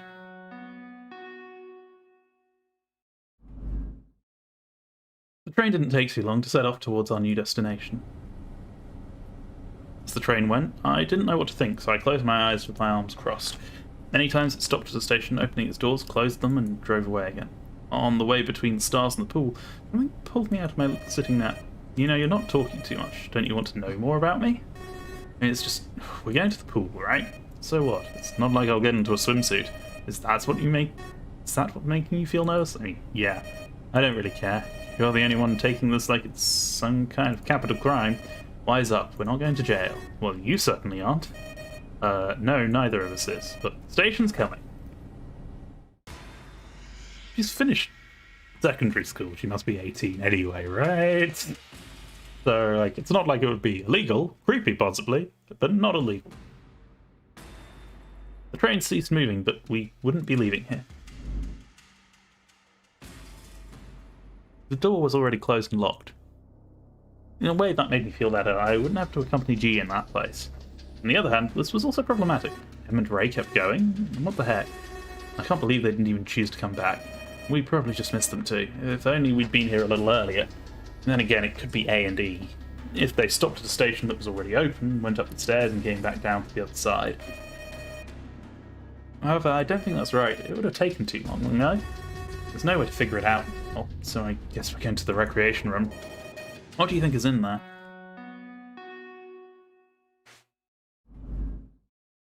As the train drove off again, G asked me, Prochaine station, récréation. I think... it's going to be a casino, I think. Tons of slot machines, big gambling stuff, a place that kids aren't allowed, in fact. Be fine in a casino. You say that right now, who knows, really? There's a reason why kids aren't allowed in casinos. Stop calling me a kid. I'm a teen and I'm mature enough.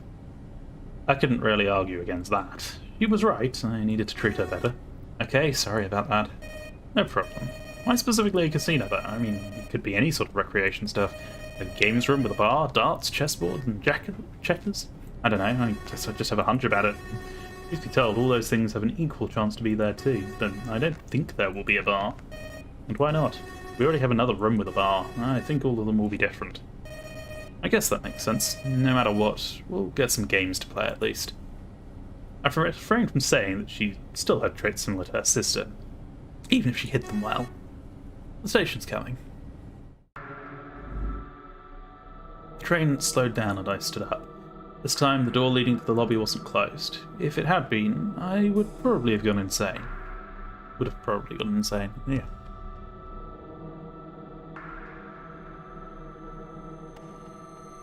As we stepped onto the station proper, I snapped my fingers. Oh yeah, I forgot to ask. I took out the paper I found in the other room and I explored. I decided to share it with her, thinking she might have had an idea about who didn't belong. Didn't I? Oh, I might have skipped over it, I suppose. I found this paper. Do you know who it might refer to? She read what was written on it, but all that greeted me when I stared at her was a dumbfounded shrug. I don't think so. I mean, when you think about it, don't we all fit those criteria? We don't belong together. No way. When you really think about it, it's even worse. We belong together, but in pairs, not in a full group. Like, I belong with my sister, right? And E belong together, because they clearly know each other. Who do you belong with? I guess J. I know J. Don't you know M too? You seem familiar with him. Right, I also know M. Wait, that didn't work. For this to fit, what G was saying, we had to be in pairs. For instance, the eccentrics work together, but the rest didn't split into two by two. I don't know. I think I need to think about what this means. What about the lower half? It's in capitals and it has some grammatical errors in it. It's weird. Maybe it's written this way on purpose. Like, if those letters needed to be there, somehow? It feels like an anagram. Yeah, it might be an enneagram. Good luck solving it. Not an enneagram, an anagram. Bananagram, got it. Listen, whatever its name is, we should solve it. Yeah, but we don't have that luxury right now. Let's go up. Maybe this place will really be a movie theatre and they'll have all sorts of weird stuff. Weird like what? Adult videos! She called from the lobby. Wait. I had to stop her. If that's truly what was upstairs, I would die of embarrassment. Quickly, I ran inside. Behind me, door closed. Hey, don't you dare watch those adult videos. It's okay, there aren't any adult videos. Come up and take a look. I climbed up the stairs. Up there I found... the room was a casino. Well then, this is a casino. Yeah, this is a casino. We both sighed, a little deflated by the outcome. Wait, she sighed too? Did you really hope there would be... Hey, you did it too. You sighed like you were disappointed. We each pointed at each other accusingly, as if we were two burglars who had separately chosen to rob the same place at the same time. Let's just forget about it and move on. The door closed downstairs, right? Yeah, well, at least this place didn't have ATM machines to draw in your cards anyway. But it does look like a meeting place for some mafia or another. Oh no, that sounds a lot more dangerous than I thought. I doubt there's anyone here, but you should be careful. Maybe there are traps, so don't get shot. Okay, you can stop implying there are guns here too. I patted the twin reassuringly before we split up to look around this place. Okay. Oh god, there's a lot of stuff here. You know what? I'm gonna say... let's call it there, because we've done quite a bit. We've got... well, we finished off that branch. And... that. And then we did this much. So, it's coming together. I imagine it's like 2 more streams worth, probably. One to like finish off all of this stuff, and then one to do the ending part. I'm guessing here, I don't know. But anyway, that is that. So, thank you for watching, as always. And I guess I will see you all next time. Bye-bye.